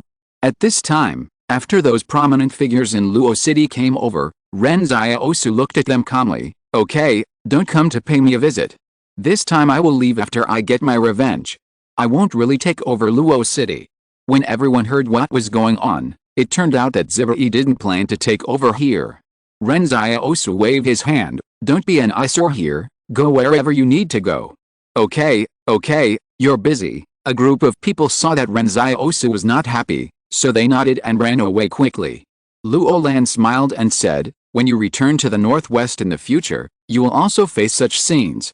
For a time, dignitaries, wealthy merchants, and anyone who begs for food in your territory will have to come to you to pay their respects, because you will be the master of the northwest in the future, dominating their lives and property. My brother Qingzhen hid in the military camp before, not only to prevent assassinations, but also because he was afraid of these people's constant visits. It was too annoying. He is a person who likes quietness and can't stand this. Ren Xiaosu looked at the departing vehicles and sighed. This is the way of the world. Luo Lan smiled carelessly. This is the world of martial arts. With a smile, he pulled a wound he got from the fight with Joki last night. Luo Lan said indignantly, I used to be so slim, but I started taking all kinds of supplements when I was 15. I ate so much that I became like this. My father hated me for eating too much when he saw me. Now the truth is out. If it were someone else, I would definitely shoot him to death. Joki rolled his eyes. It's just a joke, isn't it? I'm just saying, even if I'm weak, I can't pee in 5 parts. Luo Lan was still angry. At this time, Ren Xiaosu and his friends came to a breakfast shop across the street. It seemed that since no one went out, there were not many people in the shop. The boss saw that it was the 4 of them, and hurriedly greeted them. What do you want to eat? We have rice noodles, spicy soup, millet porridge, rice noodles, and wontons. Let's have a bowl of wonton, Luo Lan said. Ren Xiaosu ordered chicken rice noodles, Yang Xiaojun ordered millet porridge, and Joki also ordered wontons. After the 4 of them had a simple meal, they were surprised to find that the breakfast shop tasted pretty good. Luo Lan started chatting with the boss in a very familiar manner. Boss, Luo City has been in such chaos these past 2 days, are you still open for business? The middle-aged boss smiled kindly. No matter how chaotic it is, we still have to make a living. Before leaving, Luo Lan took out his wallet to pay, but surprisingly, the middle-aged boss rubbed his hands and said with a smile, you 4 don't have to pay for dinner. Not only don't have to pay today, but also don't have to pay in the future. Ren Xiaosu was stunned for a moment. Why? The boss explained, the news that you 4 killed someone in the city yesterday to avenge Editor-in-Chief Jiang Su has spread throughout Luo City. As ordinary people, we are very angry, but we have families and dare not stand up to avenge the Editor-in-Chief. But you 4 avenged him, which is equivalent to being the benefactors of the people of Luo City. Many bosses in the Catering Alliance have said that no matter where you 4 eat in the future, as long as it is in Luo City, you don't have to pay. This is also something that we ordinary people can do. I hope you don't refuse. Ren Xiaosu was in a daze. In fact, when he left the crossroads yesterday, he felt a little resentful. Everyone said that they admired Jiang Su, but no one helped when Jiang Su died, and no one dared to stand up when the killer appeared yesterday. But at this moment, Ren Xiaosu was relieved, just because of what the boss said. This is something that ordinary people like us can do. Ren Xiaosu laughed. Yes, ordinary people have their own way of living. There is no need to force everyone to be like Jiang Su. Isn't today's free breakfast also the light left by Jiang Su? Although the light is still weak, it has never really gone out. Thinking of this, Ren Xiaosu thanked the boss with a smile, then turned and left the store. All the haze since learning the bad news has been swept away, and now all that is left to do is to kill all the enemies. Good night, everyone. Chapter 986 Gift. You sent me to the northwest just to bring Zhou Yingxia to Luocheng. Yang Xiaojun asked Ren Xiaosu nonchalantly while sitting opposite him on the sofa.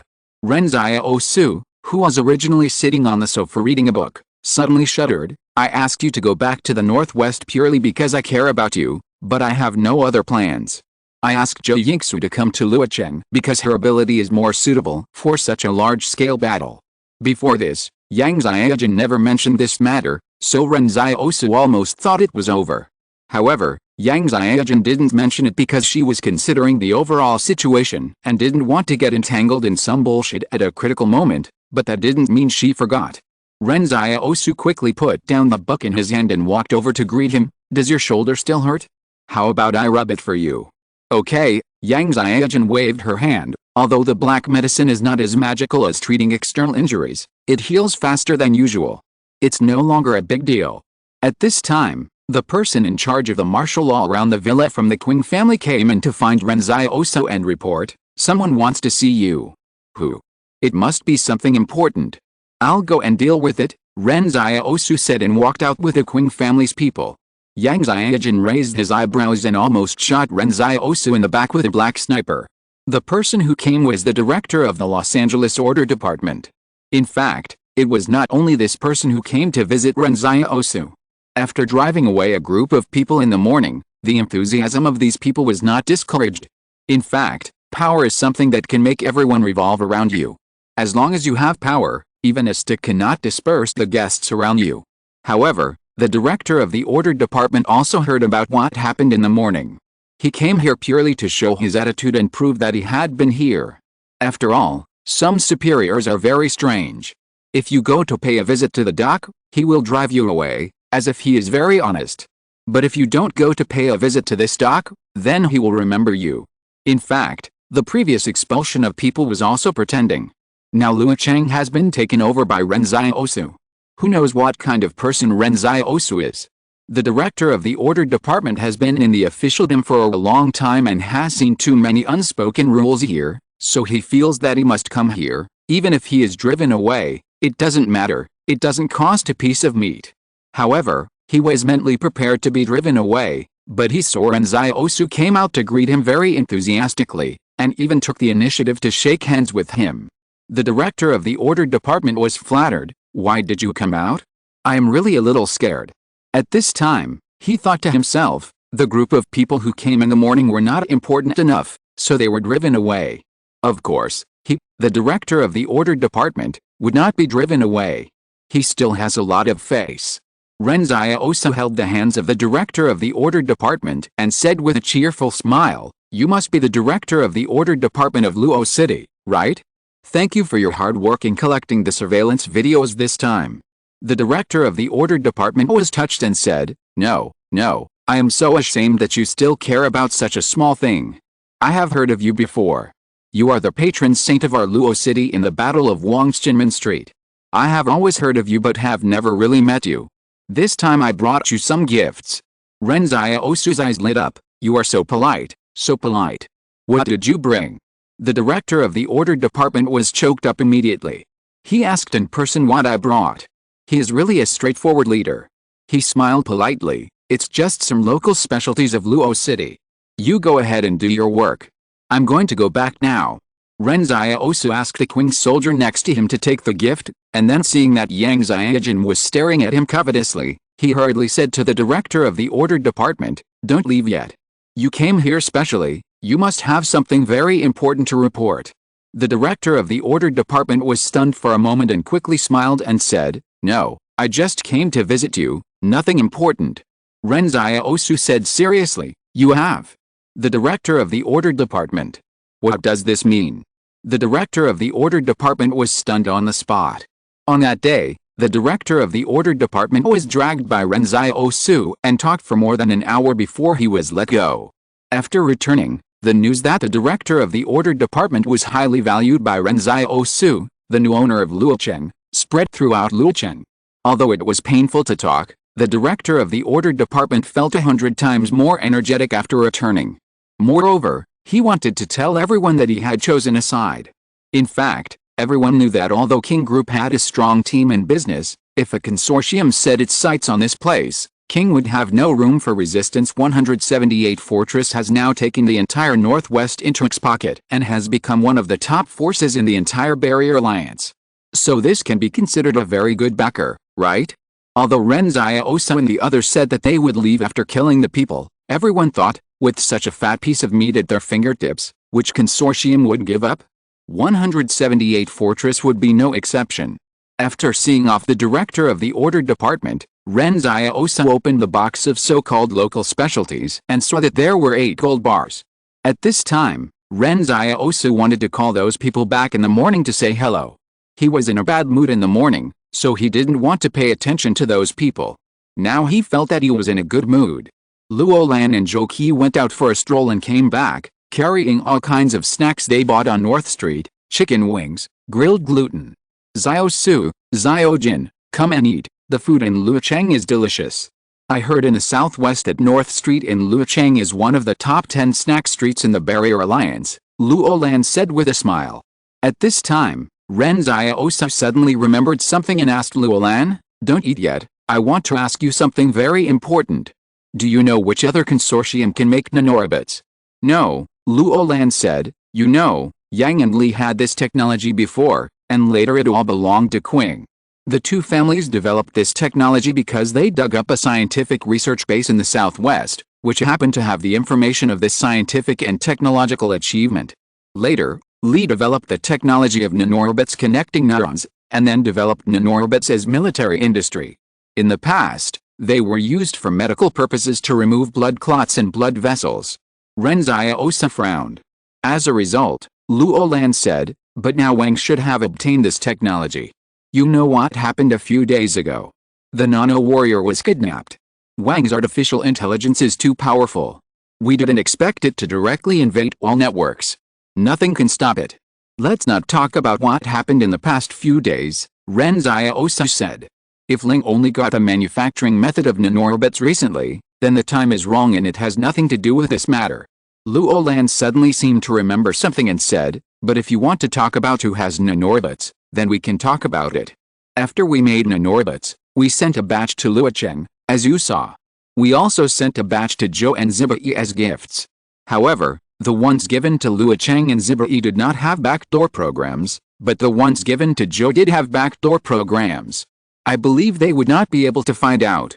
Of course, although they can't find out, they will definitely be on guard against us and will not give them to particularly important people." As he spoke, Luo Lan suddenly found that Ren Xiaosu's expression became solemn. There are 2 more chapters in the evening, but they will be later. Chapter 987 Horrible Memory. What's wrong? Luo Lan saw Ren Xiaosu lowering his head and thinking, as if there was information in his words that Ren Xiaosu had grasped some clues. Ren Xiaosu said, "Are you sure that Qing's nanorobots have only been given to Zhou, Zibai, and me, right?" "Of course, I personally arranged for people to escort them," Luo Lan said. Now, Ren Xiaosu seemed to have figured out a lot of things. Before this, nano warriors suddenly appeared at Barrier 61 and attacked Jiangsu. At that time, Ren Xiaosu was thinking that it was either Ling who did it or Qing, but now there are 2 more options. Of the nanorobots that Luo Lan sent to Luocheng, a small half is now on him, and a large half is on Wang Yuqi and others.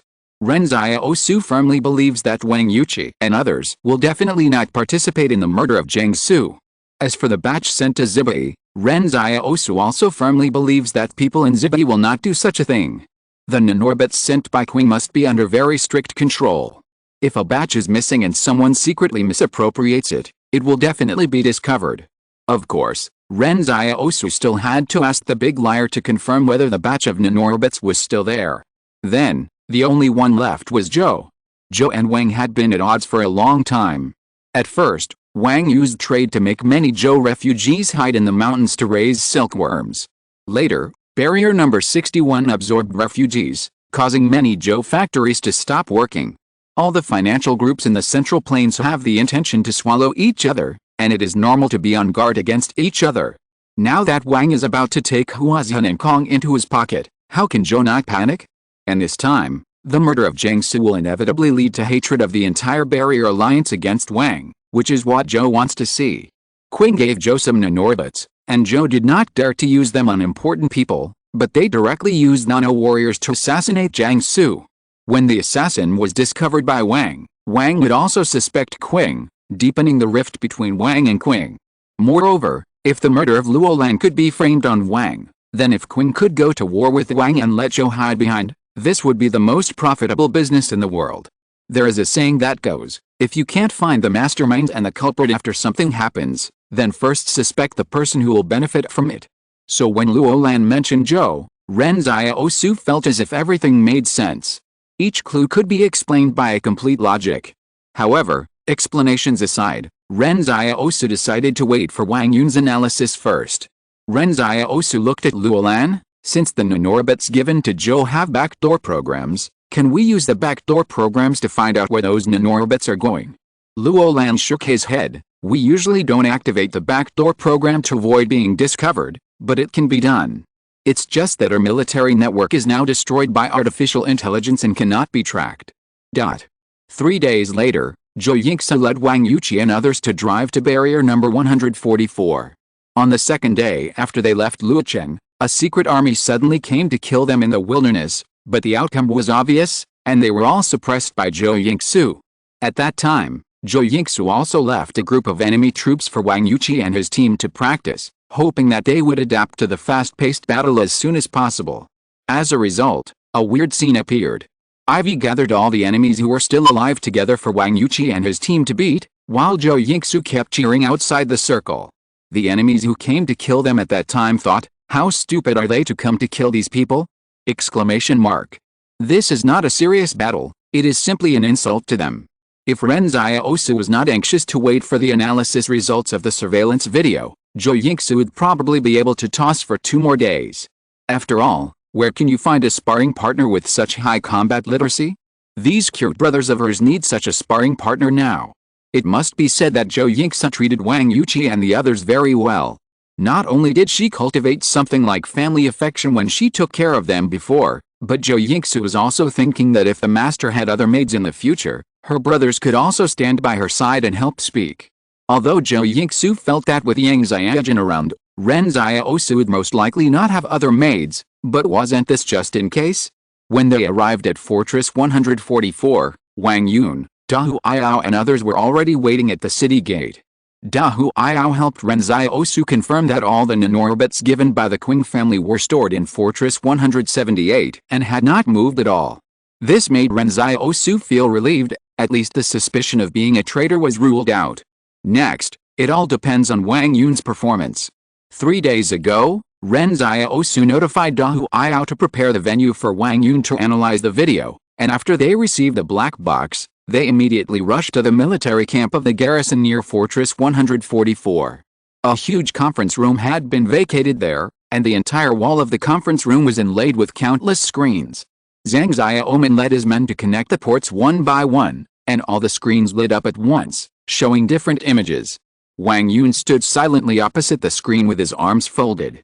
All the images were recorded in his mind at the same time, and then analyzed accurately.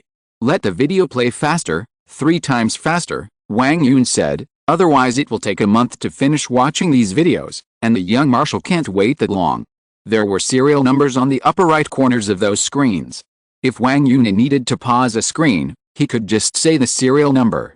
The video started playing, and Wang Yun stood there without saying a word. Dozens of intelligence workers from the northwest were dispatched by the big liar to cooperate with Wang Yun. These dozens of people were all serving him alone. Before that, Wang Yun watched the video of Ren Xiaosu's battle in Luocheng, and then memorized all the killers who appeared in the video. So in the 1 month in this video, as long as the other party appeared, Wang Yun would definitely find traces. Suddenly, Wang Yun said, "Screen A17 pauses." The middle-aged man on the screen leaves screen A18 and reappears at screen A17 more than 10 seconds later with a black plastic bag in his hand. During the short 12 seconds, someone must have contacted him in the blind spot of the surveillance. Take a screenshot of this person and send it to the young commander, asking him to find this person in Los Angeles and interrogate him. Okay, let's continue. Play all the surveillance videos around screen A17 in reverse. I want to find out who he contacted. Dahu Ayao and others looked at this scene in amazement. There must be hundreds of screens in front of them. Before, They only knew that Wang Yun had an amazing memory, but they didn't expect it to be so terrifying. There is another chapter in the evening, but it will be very late. It is recommended that everyone read it tomorrow morning. Chapter 988, National War. In the era of the rise of the gods, most people are used to the ability of the extraordinary people surpassing that of ordinary people. However, at this moment, the people around Wang Yun gradually ignored Wang Yun's extraordinary ability, and instead attached more importance to his own value. To be honest, no matter how good he is at controlling the air and how good he is at fighting, he can't be as good as Zhou Yingsu. However, everything Wang Yun is doing now cannot be replaced by anyone. Hundreds of screens are put together to accurately detect that a person has an extra plastic bag in his hand after passing through a blind spot of surveillance. This kind of memory and analysis ability is like extraordinary ability. There is no difference with extraordinary ability. As the pictures are quickly advanced, the whole conference room is only filled with Wang Yun's voice, and everyone even wants to hold their breath for fear of disturbing him. The soldiers nearby were instructed to rewind all the videos near A17. Wang Yun only took 9 seconds to point to screen A21 and said, "Pause, it's him. Send the image to the young commander and find these two people first." Then, Wang Yun found more than 20 suspicious people in 6 hours. Moreover, there was solid evidence for each suspicious person found. Everyone who watched the images Wang Yun pointed out understood that Wang Yun was definitely not talking casually. Someone suddenly had something in his hand, and someone's folds on his shirt changed, hiding something. Then, Wang Yun also found some faces of the killer and the suspicious people the killer had contacted. At this time, Wang Yun suddenly stopped and looked at the big liar. Does the young marshal have enough manpower? I found that these killers should have people hiding to provide them with logistics. If too many people are found, can the young marshal control everyone? Don't worry, the big liar explained. I have arranged some intelligence personnel from our northwest to gather in Luocheng. Okay, Wang Yun nodded. Write down what I said now. When the killer on the B31 screen passed by this monitor, he looked at the upper right corner 17 times. The monitor showed that there was a residential building there. I suspect that there is something on the residential building that can pass on the secret code to them, and there is a safe house. On the C27 screen, Wang Yun actually mentioned 7 suspicious locations in one breath, which amazed everyone. A few hours later, what happened here even alarmed Wang Fingyun, the head of the Northwest Intelligence, and hurriedly took a special car to rush over from the next wall. For no other reason, just to see this scene. The big liar said to Wang Fingyun with emotion, "I told you, we should have dug this guy to Daxing Northwest a long time ago. I knew he had a great memory before, but I didn't expect it to be so great. You see, he is now completely selecting all suspicious people indiscriminately. I think after the young marshal has caught all the people in Luocheng, I am afraid that Luocheng will become the only spy-restricted area in the entire Barrier Alliance. This is to catch all the spies hiding in Luocheng in one pot." Wang Fingyun thought more deeply. Don't let him get tired. Remember to combine work and rest. Later, we can collect all the surveillance videos of the Northwest Barrier and let him identify them once. Haven't we always had a headache about not being able to catch those spies? Now the opportunity has come. The two people had an idea at the same time. We have picked up a treasure. No matter for any consortium, identifying and arresting spies is an extremely difficult task, because the spies of other consortiums are very covert. This spy may be a pig butcher, a worker in a factory, or a soldier or an officer. But with Wang Yun, it's different. This kind of person is simply the nemesis of spies. But Wang Fingyun was a little curious. This guy wasn't so powerful when he was in Kongs before. As a result, Wang Yun also heard this. He stared at the screen and said, "Sometimes after you know who the spy is, it is more useful not to catch him than to catch him, right? Moreover, I have been pursuing promotion in Kongs. If I really turn Kongs into a spy forbidden zone, where will the credit come from? Will my boss get rid of me? In fact, I have never exposed this level of ability in Kongs, because my boss is a jealous person." Wang Fingyun suddenly realized that this was the case. He smiled and asked, "Then why is it exposed now?" Wang Yun said calmly, "The young marshal told me before that the Northwest is not very different from other places. I didn't believe it. But after returning here after the Battle of Zoan Mountain, I did feel that the Northwest is a little different. Now I have no interest in promotion. If I assist the young marshal well, he will naturally give me something satisfactory.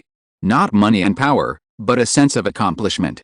In the Battle of Zoan Mountain, Wang Yun, P 5092, Ji Xiang and others each performed their duties and fought for a common goal, defeating the opponent 70,000 with only 6,000 people.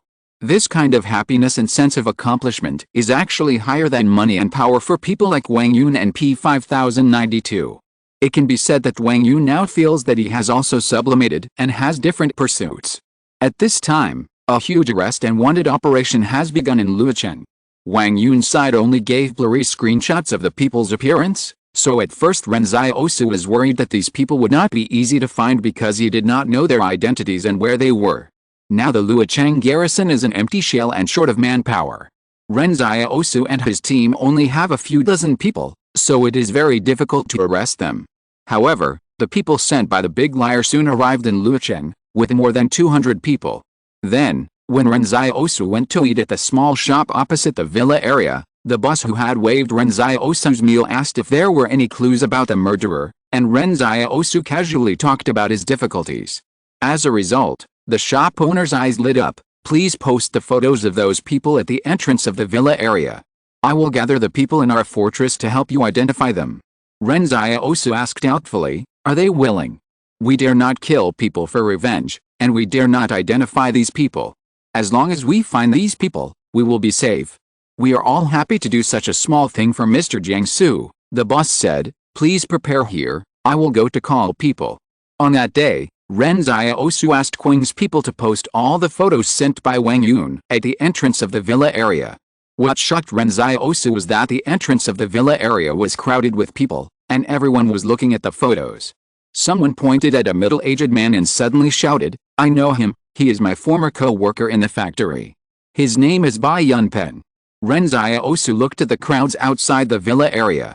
It seemed that it had become a war of all people in Luocheng. He suddenly felt that he could definitely find all these suspicious people. Go, make photocopies of the photos and distribute them to everyone, Ren Xiaosu said. It's too difficult for everyone to see them in such a crowded way. Ren Xiaosu's heart suddenly warmed up for some reason, because when he looked at those people, he suddenly realized that there was no difference between the people of the barriers and the refugees. These people had no choice but to grow up in this era, but everyone still had a little enthusiasm in their hearts. Just like Mr. Jiangsu said, although I have seen more truth and darkness than you, I still love this world. Good night, everyone.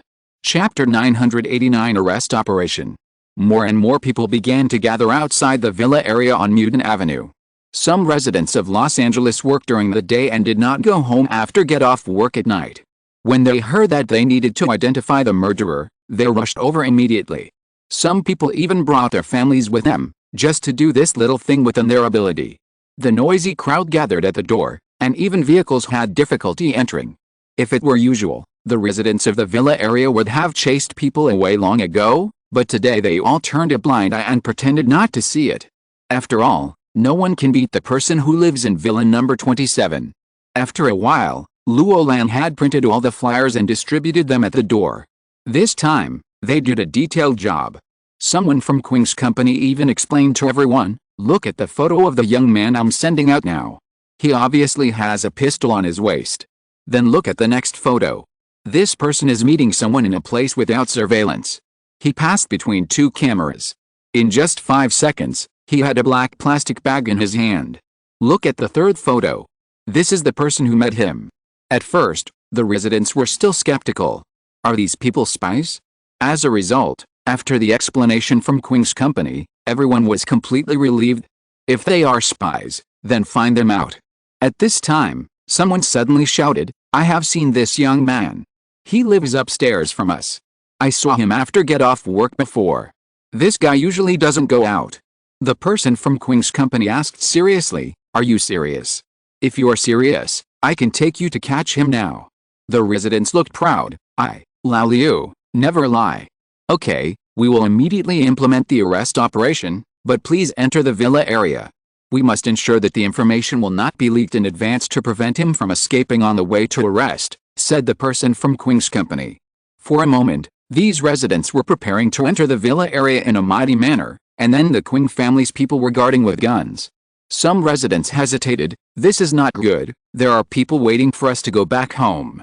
Although everyone wanted to help, the problem was that being restricted in personal freedom was still a bit scary. Luo Lan stood up and explained to everyone, "Don't worry, I guarantee on the reputation of the Qing family that I will never threaten your personal safety. You are all here to help with good intentions, but someone may take advantage of the fact that there are so many people and mix in. We also want to ensure that we can catch the murderers." As a result, while he was hesitating, a young man wearing a black mask turned around and walked back, wanting to leave quietly. However, as soon as he turned around, he saw Ren Xiaosu staring at him with a smile on his face. "Where are you going?" The young man whispered, "Home." "Don't go back, I think you are a bit suspicious," Ren Xiaosu said. In an instant, the young man pulled out a dagger from his sleeve and stabbed Ren Xiaosu. Ren Xiaosu grasped the tip of the dagger with 2 fingers, and then used his right knuckles to strike the opponent's stomach. In just a moment, the young man fell into coma. Many residents of Los Angeles saw this scene, and Ren Xiaosu said to everyone sincerely, "There must be such people with ill intentions among you, so please cooperate with us. We will never threaten your personal safety, but will protect you." The residents saw that there really was a spy mixed in, so they must not let the spy get away like this. "Let's go into the villa area. It happens that we haven't had the opportunity to visit this National Treasure Garden villa before." Luo Lan said to the Qing soldier next to him with a smile, "Go, call a team of chefs over, and make some simple meals for everyone in villa number 28. After the arrangements were made, Ren Xiaosu said to Luo Lan, "I will lead the team to catch people now. You guys prepare the place for interrogation here. Once you catch them, you will immediately conduct a surprise interrogation. Don't let them have the opportunity to collude with each other. Don't worry, we dug 4 basements under villas 31 and 32 2 years ago, and they just came in handy today," Luo Lan said. The residents of Los Angeles were holding flyers and identifying the target. Once someone found out the identity of the target, others would applaud him. For a while, the atmosphere was very harmonious. Ren Xiaosu left the villa area with the Northwest intelligence staff who had just arrived, and quickly searched for the target people in Los Angeles. To be honest, Ren Xiaosu personally went out to arrest people, which really left no way for the spies to survive. There was probably no spy in the whole Los Angeles who could beat him. Resisting arrest did not exist at all. Moreover, Yang Xiaojin followed in this operation. The 2 extraordinary people joined forces and were simply bullying the spies. At the beginning, the arrest operation was very smooth. Some people didn't know that Ren Xiaosu and his team would suddenly arrest people, so they didn't run away at all.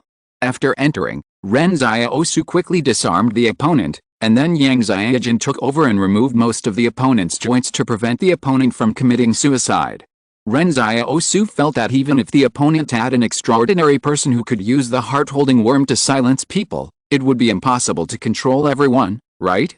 There would always be some who slipped through the net. Therefore, Yang Xiaojin skillfully removed the joints and even the jaw to check if there was any poison sac hidden in the mouth for suicide, without giving the other party any chance. Yang Xiaojin was so skilled in doing this kind of thing that it was hard to tell how this girl grew up and how much professional training she had gone through. The Northwest intelligence staff behind him felt a sour taste in their teeth after seeing this scene, and then looked at Ren Xiaosu and then at Yang Xiaojin, wondering how the couple got along at home. "Come here," Yang Xiaojin said while twisting a man's jaw. "There's something in this man's alveolus, pry it out for him." A group of Northwest intelligence staff came in a hurry and did not bring any professional tools. As a result, they were also a group of ruthless people. They just found a pair of pliers and twisted off the other party's alveolus. The molars were disguised very similarly, so it was difficult to tell from the outside which one was hiding the poison. Everyone was too embarrassed to ask Yang Xiaojin, so they thought they would just pull them out together. When pinching the man's chin and pulling out the first tooth, he found that it was a real tooth. The Northwest intelligence officer whispered a word of bad luck and prepared to continue pulling. Pulling out 2 real teeth in a row, the helpless spy on the ground was in a cold sweat. His jaw was still dislocated, and he could only mumble, the right half, the last one at the bottom. The Northwest man understood that it was the last one on the right side. He patted the spy on the face and said, "Wouldn't it be better if you were so sensible earlier?" There are 2 more chapters in the evening. Chapter 990 Stalemate. Normally, The people in the northwest are very polite to others, but now the people they want to arrest are all those Wang Yun has found out with great difficulty, so they don't need to be so polite. Therefore, all the people who were captured by Ren Xiaosu and his team basically could not escape the fate of being bruised and battered. The spy who still had one molar left was lucky because he was smart enough to tell the location of the poison sac in advance.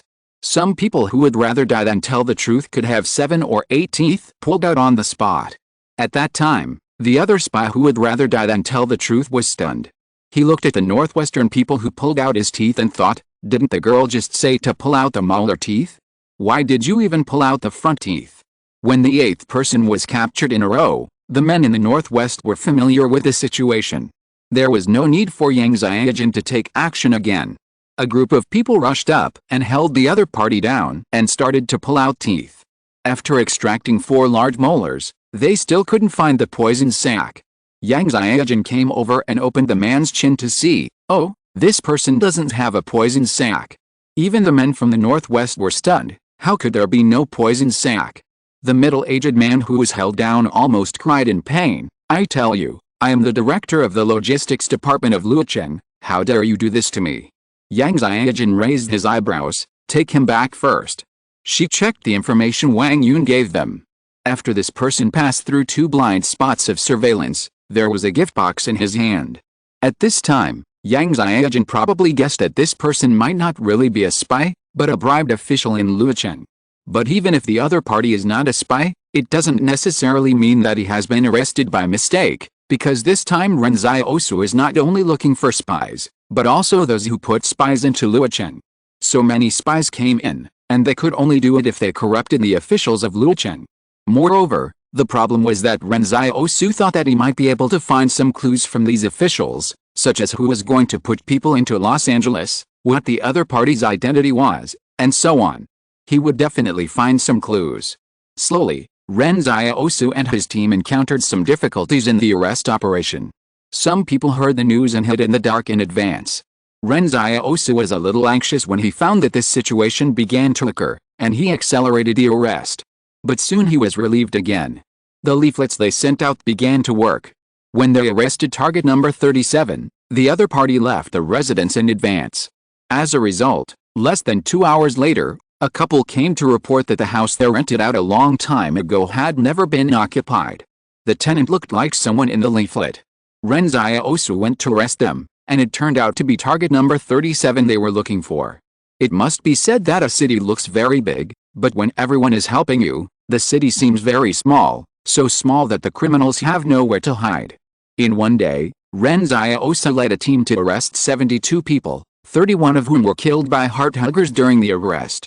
Luolan detained the remaining 41 people in the basement under the villa and began to interrogate them. It must be said that Luolan and Zhouqi's interrogation ability was too strong. Under their torture, some people soon confessed that they could not bear the pressure. However, those officials in Luocheng confessed that they accepted bribes to let people into Luocheng, but they really didn't know who paid the money and which force wanted to get people in. When this group of people came in, the price was higher than before, and the request was not to ask too many questions. Moreover, the other party was secretive, and no one knew what the other party's identity was. They all took the initiative to find them. Sometimes they called their homes in the middle of the night, and even threatened and intimidated them to complete the transaction. Ren Xiaosu asked someone to check their call records and found them, but it was useless. These people made transactions from the same phone, and the coordinates were located in a private house. However, the people in the house had been killed by the hearthugger during the arrest of Ren Xiaosu and his team. Half of the 41 people were local officials in Luocheng, and the remaining half were spies or informants of the Zhou, Kong, Huazan, and Wang families, and they were unaware of Jiangsu's assassination. What surprised Ren Xiaosu was that there were spies from the Zhou family among them, so why were they not killed? At this moment, Ren Xiaosu had already regarded the Zhou family as an imaginary enemy, because he felt that only the Zhou family could do this in accordance with the logic he had dug out. But now it seems that the Zhou family's spies are not in the same group as those killed by the hearthugger. Zhou Qi explained, this is normal. The people who assassinated Jiangsu are obviously more elite. They are all soldiers picked from the army. There is a high probability that there is a separate action commander above them, independent of Zhou's intelligence system. It is best not to let even our own people know about the assassination of Jiangsu. After all, who knows if there are people from other consortiums in our organization? If it is leaked, we will be condemned by everyone. We must be cautious. Luo Lan nodded. This action commander is probably the one who can control the heart-holding bug to silence people. The interrogation was temporarily stagnant. It was not that the arrestee did not speak, but that they still had not caught the most critical person. The information obtained could not identify which force assassinated Jiangsu. Ren Xiaosu passed the news back to the northwest. Wang Yun's analysis was still going on, and Ren Xiaosu's arrest operation was also still going on. The only small episode was that in the afternoon, Wang Yun sent a new arrest target. Ren Xiaosu was stunned when he saw the photo. Isn't this the director of the order department? He might not know other people, but how could he not know him after he had been chatting with the director of the order department for more than an hour? There was no need for the people to identify him. Ren Xiaosu recognized him at a glance. On the same day, the director of the order department, who was said to be highly regarded by Ren Xiaosu, the new owner of Luocheng, was arrested and taken back to the villa area. However, his situation was similar to that of other officials, and he was also paid to release people, and there was nothing special about him. At this time, Wang Yun had been working in the conference room of the number 144 Fortress Garrison Camp for more than 4 days, with less than 3 hours of rest a day, and his expression began to be tired. His analysis of the video was already energy-consuming. After 4 days, Wang Yun's eyes were sunken and he kept drinking tea to refresh himself. The big liar next to him couldn't stand it anymore and advised him to take a break, but Wang Yun insisted on not taking a break. I haven't watched half of the video yet. How can I take a break at this time? The big liar said, your sleep for a few hours is not a big deal. Wang Yun firmly rejected the proposal to rest. No, the young marshal is still waiting for me. There will be another update, which will be later. If you're listening to this novel on a channel other than Fanfic World, it means they downloaded and uploaded it without effort. We cordially invite you to visit our channel, Mundo Fanfic Novelis. There you'll find the original version of this story and you can explore many other novels of various genres. We're waiting for you to immerse yourself in a world of incredible novels. Chapter 991 The Mastermind.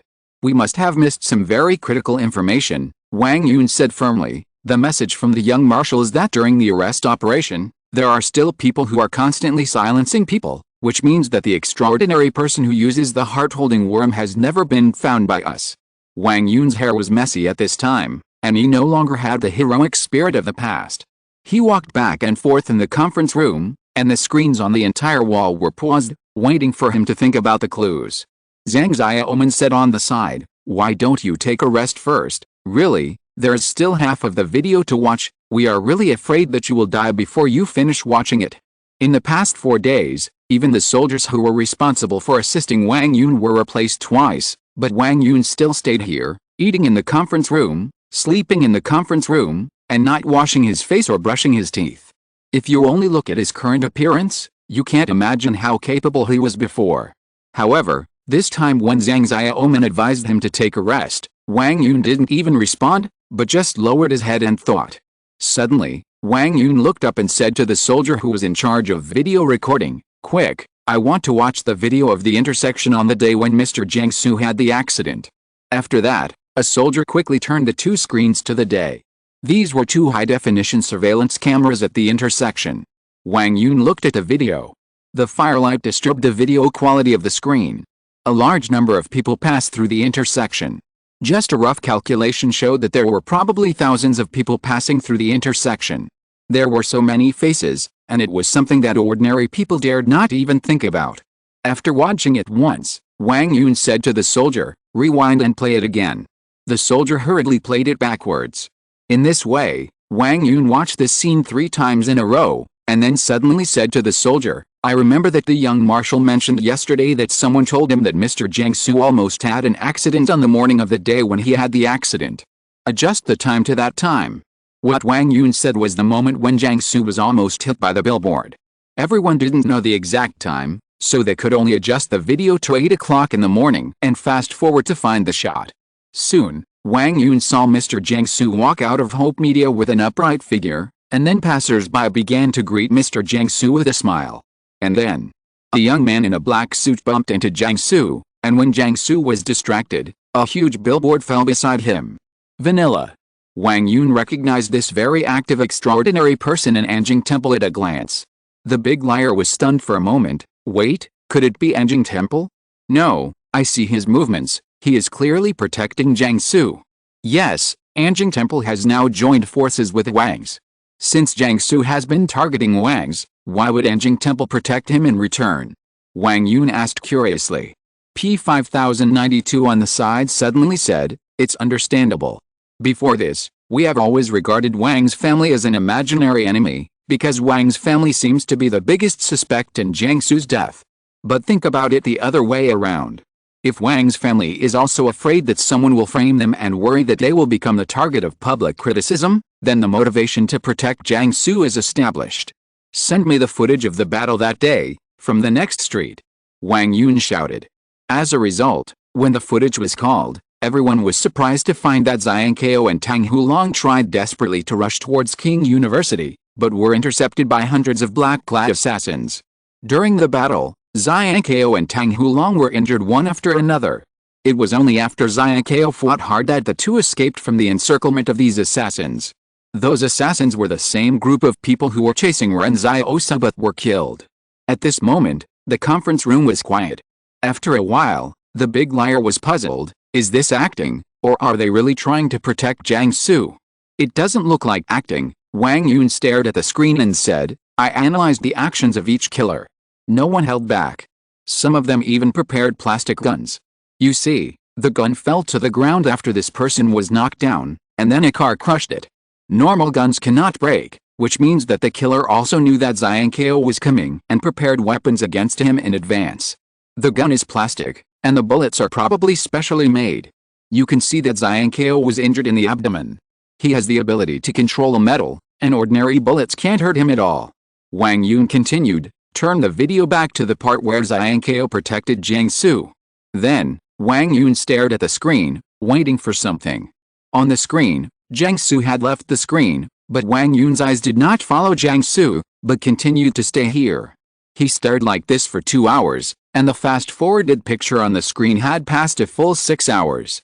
At this time, Mr. Jiangsu had been in trouble for 2 hours. Suddenly, Wang Yun raised his hand and shouted, stop. Everyone noticed that Wang Yun was getting excited. He pointed at a young man in a blue factory uniform on the screen and said, check, which factory is this uniform from? The big liar contacted Luo Cheng and soon got the answer, the uniform is from the water plant. That's him, Wang Yun said firmly. The Luo Cheng water plant is 8 kilometers away from here and 9 kilometers away from where Mr. Jiangsu had the accident. It is located on the edge of the barrier, and the 3 locations are distributed in a triangle. It is obviously working hours, but he suddenly appeared in such a strange place. Have you heard of a theory that most perpetrators will return to the crime scene afterwards? Some go to see if they are safe, while others do it for counter-detection. See if what they did is clean. In fact, it's a fear. Of course, the most crucial point is that he suddenly appeared at the 2 places where Mr. Jiangsu had the accident. There can't be such a coincidence in the world. Wang Yun said, the surveillance continues to follow him. I want to observe his movements. This person was cautious enough. He did not come to the scene to observe immediately, but waited until Jiangsu died before returning here. At this time, I am afraid that 99.99% of the people in the world are paying attention to that intersection. Who would care about the first crime scene 6 hours later? However, he probably didn't expect Wang Yun to have such patience to wait for an answer. Ren Xiaosu was listening to Luo Lan's interrogation. What made people laugh and cry was that as the number of arrest targets increased, some strange arrest targets also appeared. I only heard the middle-aged man opposite yelling hysterically, I just accepted a bag of sweet potato noodles and a bottle of honey from others. Do you have to arrest me here? Huh? This middle-aged man was a small clerk in the transportation department. As a result, he was arrested here for accepting some local specialties. This time, it was a real local specialty. Luo Lan was also amused by this, as the saying goes, don't stretch your hand, or you will be caught, understand? However, after investigating this kind of person, everyone will not make things difficult for him. This time, Ren Xiaosu and his team not only arrested the spies in Luocheng, but also cracked down on a lot of bribery. Suddenly, an intelligence worker from the northwest came running in. Young Marshal, Wang Yun said he might have found the mastermind behind this. Good night, everyone. Chapter 992 High IQ Crime. The culprit behind the scenes. Ren Xiaosu looked at the Northwest intelligence officer who came over to report the news. How do you know he is the culprit? The Northwest intelligence officer explained. Wang Yun said that this person appeared at the intersection where Mr. Jiangsu had the accident, and 2 hours later he appeared at the place where Mr. Jiangsu was almost hit by a billboard as if nothing had happened. This is a typical behavior of returning to the crime scene to observe secretly, and it is very cautious. Ordinary combat personnel will never do this. Only the person who is hiding behind the scenes and planning everything will go back there. Ren Xiaosu walked out of the villa. He was not too interested in the targets that had been captured. If the person caught by Wang Yun was the culprit behind the use of the heart-hugging worm, then find this person and solve the problem together. At this time, Ren Xiaosu turned to look at Luo Lan and Zhou Qi. I'll bring this man back. Can you pry open his mouth? Zhou Qi smiled sinisterly and said, under my interrogation, no one will not open their mouths. Don't worry, water-based abilities are just right for interrogation. Ren Xiaosu left the villa and said to the Northwest intelligence personnel, print flyers with a photo of that man and send them to everyone, asking if anyone knows his identity. It only took 10 minutes to get the message back. Luo Zongren, 29 years old, a technical worker at the water plant, came to work in Luocheng more than 2 years ago and was hired by the water plant with a high salary. However, after asking all the residents in the villa area, no one knew the address of this Luo Zongren. The Northwest intelligence personnel brought a resident, young Marshal. He knows this Luo Zongren. The resident said, hello, I am a grassroots worker in the water plant. I am very familiar with this Luo Zongren. He solved many technical problems and was stationed in our branch for a period of time. But no one knows where he lives. We never go to dinner after get off work. We only know that he likes to read books. When he has nothing to do, he stays in the office to read books and doesn't go anywhere. What are his usual habits? Ren Xiaosu asked. I don't think there's anything else except reading, the resident replied. There is one thing, this Luo Zongren likes to wash his hands very much. Every time he touches the equipment after work, he washes his hands. The whole person is very neat. Many little girls in the factory think he is different from us grassroots sloppy workers, so some girls have pursued him. Is he a misophobe? Ren Xiaosu asked in confusion. For some reason, he instantly drew an image of an extremely self-disciplined and hidden person in his mind. But, what should I do if I don't know the other party's address? Ren Xiaosu said to the intelligence personnel, contact the water plant. The factory's personnel roster has the addresses of all the workers. Although it may be false, it is also a clue. As a result, when Ren Xiaosu is still struggling to find the other party's address, Zibai called again. Wang Yun has tracked the other party's behavior through surveillance video and determined the other party's address range. It is near number 149 Cakesun Road. Take his photo to ask the nearby residents, and you will definitely find out that there are only 2 residential buildings in that area. Ren Xiaosu immediately led the team out and rushed straight to number 149 Cakesun Road. After arriving there, Ren Xiaosu found the owner of a grocery store on the side of the road and took out Luo Zongren's photo. Hello. Have you seen this person? The grocery store owner recognized Luo Zongren at a glance. He passed by me every day wearing the uniform of the water plant. Of course I remember him. He seems to live nearby. He buys firewood, rice, oil and salt from me. Then do you know where he lives? Ren Xiaosu asked. It's in the residential building in front, but I don't know the details, the owner replied. After that, dozens of intelligence officers from the northwest quickly surrounded the residential building with guns in hand. Even Yang Xiaojun had found the best sniper position a few hundred meters away.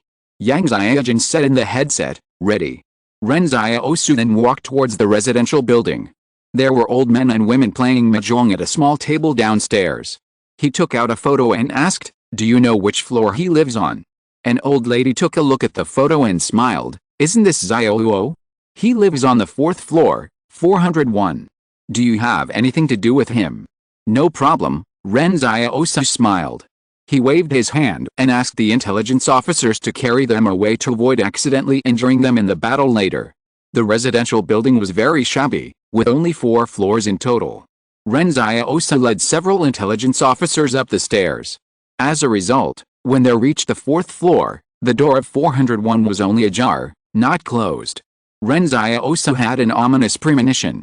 When he pushed the door open, he saw that the furnishings in the house were very simple, with only some basic tables, bookcases, kitchen utensils, and a bed. Ren Xiaosu remembered a sentence: when a person's heart is extremely complicated, he will have extremely high requirements for the environment in which he lives, and it must be simple and tidy. There was no one in the house. The other party seemed to have sensed the danger in advance and left early. On the table opposite the door was a playing card, the Ace of Spades. The card was placed upright, as if Luo Zongren was silently mocking Ren Xiaosu and the others. The other party guessed that Ren Xiaosu and the others would definitely find this place, not only leaving early, but also leaving a mark as if declaring war. This is a high IQ criminal. The other party not only enjoys the implementation of the plan, but also enjoys the sense of accomplishment of teasing and controlling others. Ren Xiaosu turned and went out, notify Northwest that the other party has absconded, but he can't escape this barrier. See if there is any other way to find this person. At this moment, Ren Xiaosu's face was calm. After the news was passed back to the Northwest, Wang Yun stood in front of the hundreds of screens in a daze. He suddenly said, "This kind of person will definitely leave a way out for himself, right? Everyone says that a cunning rabbit has 3 burrows. This kind of cunning and intelligent criminal will definitely leave a way out for himself. Come, bring me all the videos about his commute to work. I want to see all his tracks in the past month. This project is extremely huge. The other party's commute to get off work is 8 or 9 kilometers. It takes dozens of videos to piece together the other party's track. There are hundreds of surveillance cameras in the entire barrier. They have to pick out the videos on that road from these hundreds of videos." Just when the soldiers were embarrassed, they heard Wang Yun say, "I marked the videos with numbers before. The surveillance videos on his way to work are 102, 129, 130, 141. Wang Yun said more than 100 numbers in a row, and he accurately marked a complete life track of Luo Zongren. Chapter 993 Show of Skill. In order to quickly observe the life trajectory of Luo Zongren in the video, Wang Yun even asked the soldiers to fast-forward the video 16 times. This is a 1-month video. Even if it is fast-forwarded 16 times, it will take nearly 2 days for one person to watch it. Fortunately, there is still nighttime, so Wang Yun can take a break. Other soldiers will keep an eye on him and notify Wang Yun if Luo Zongren appears. At this time, the soldiers on the side couldn't even see the figure on the screen clearly, but Wang Yun was still watching intently. Everyone in the conference room could see that Wang Yun's spirit seemed to be declining at a speed visible to the naked eye. Everyone was worried that something would happen to Wang Yun, but Wang Yun himself was not worried. "Don't worry, there will be absolutely no problem holding on for another 3 days. I am a superhuman, not an ordinary person.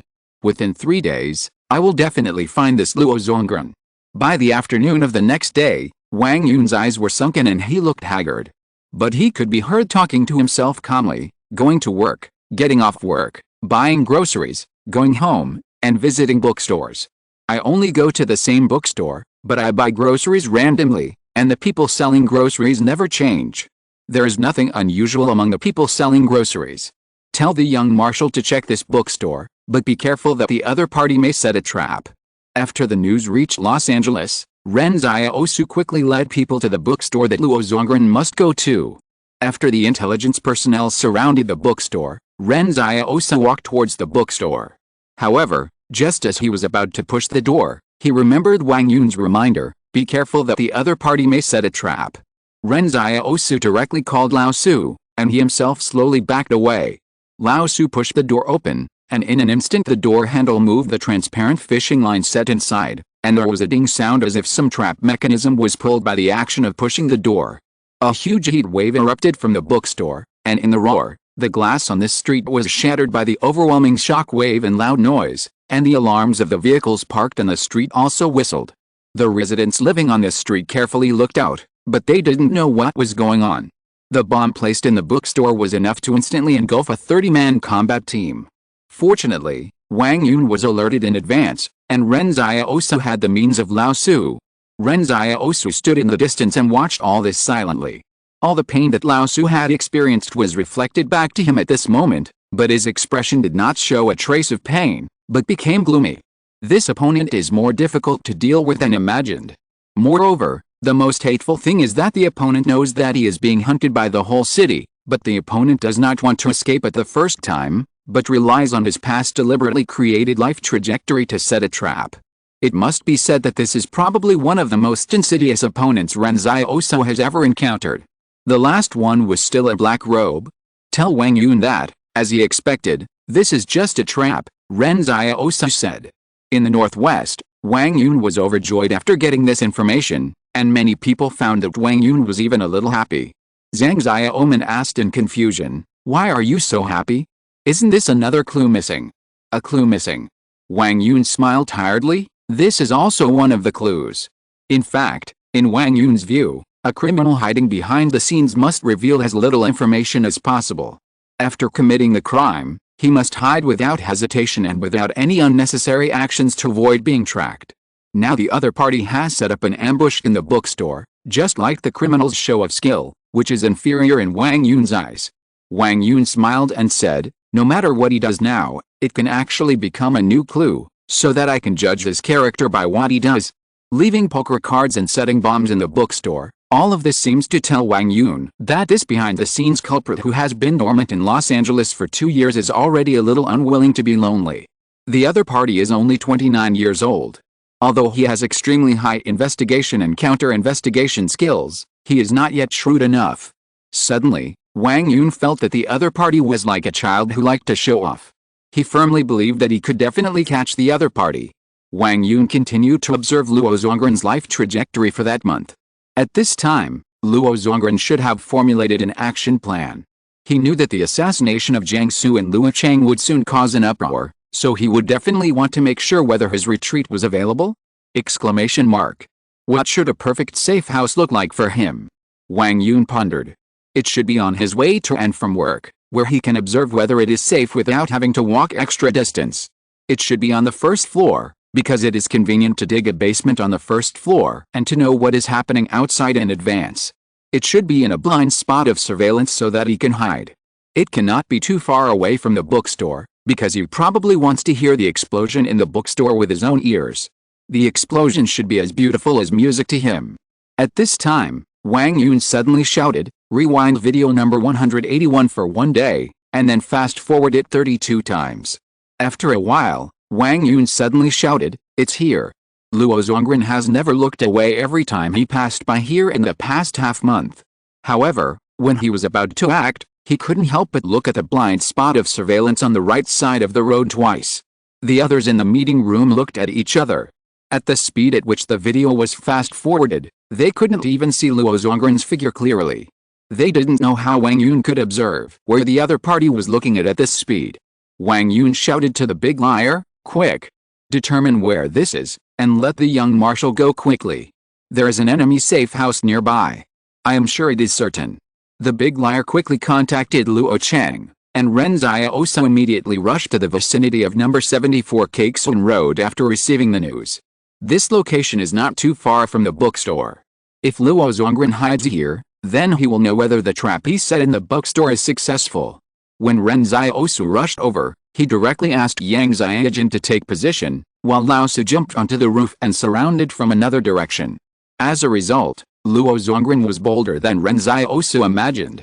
When he rushed to the vicinity of number 74 Cakesun Road, a middle-aged man in a brown jacket came towards Ren Xiaosu. Ren Xiaosu did not stop, and the other party saw Ren Xiaosu, but his expression was normal. But when the two sides passed by each other, Ren Xiaosu's eyes instantly turned red. Destroy the city. Before the middle-aged man could react, Ren Xiaosu hit him directly on the carotid artery in his neck. The force was precise, ensuring that a transcendent would instantly fall unconscious, but not die. Ren Xiaosu squatted down and broke off all the teeth in the man's mouth with his bare hands, confirming that 2 of them were embedded with poison sacs. Then he asked the intelligence personnel to strip the man naked and shave his hair to ensure that the man could no longer hide anything, and then he breathed a sigh of relief. Ren Xiaosu laughed, and he had to say that he now felt that it was worth it to have a talent like Wang Yun to help the Northwest prosper. When the big liar was delivering the message, Wang Yun suddenly grabbed the phone and said, "Young Marshal, when you rush to number 74 Cakesun Road, you must pay attention to all pedestrians who pass by you. This person loves to select skills and also likes to observe his own masterpieces.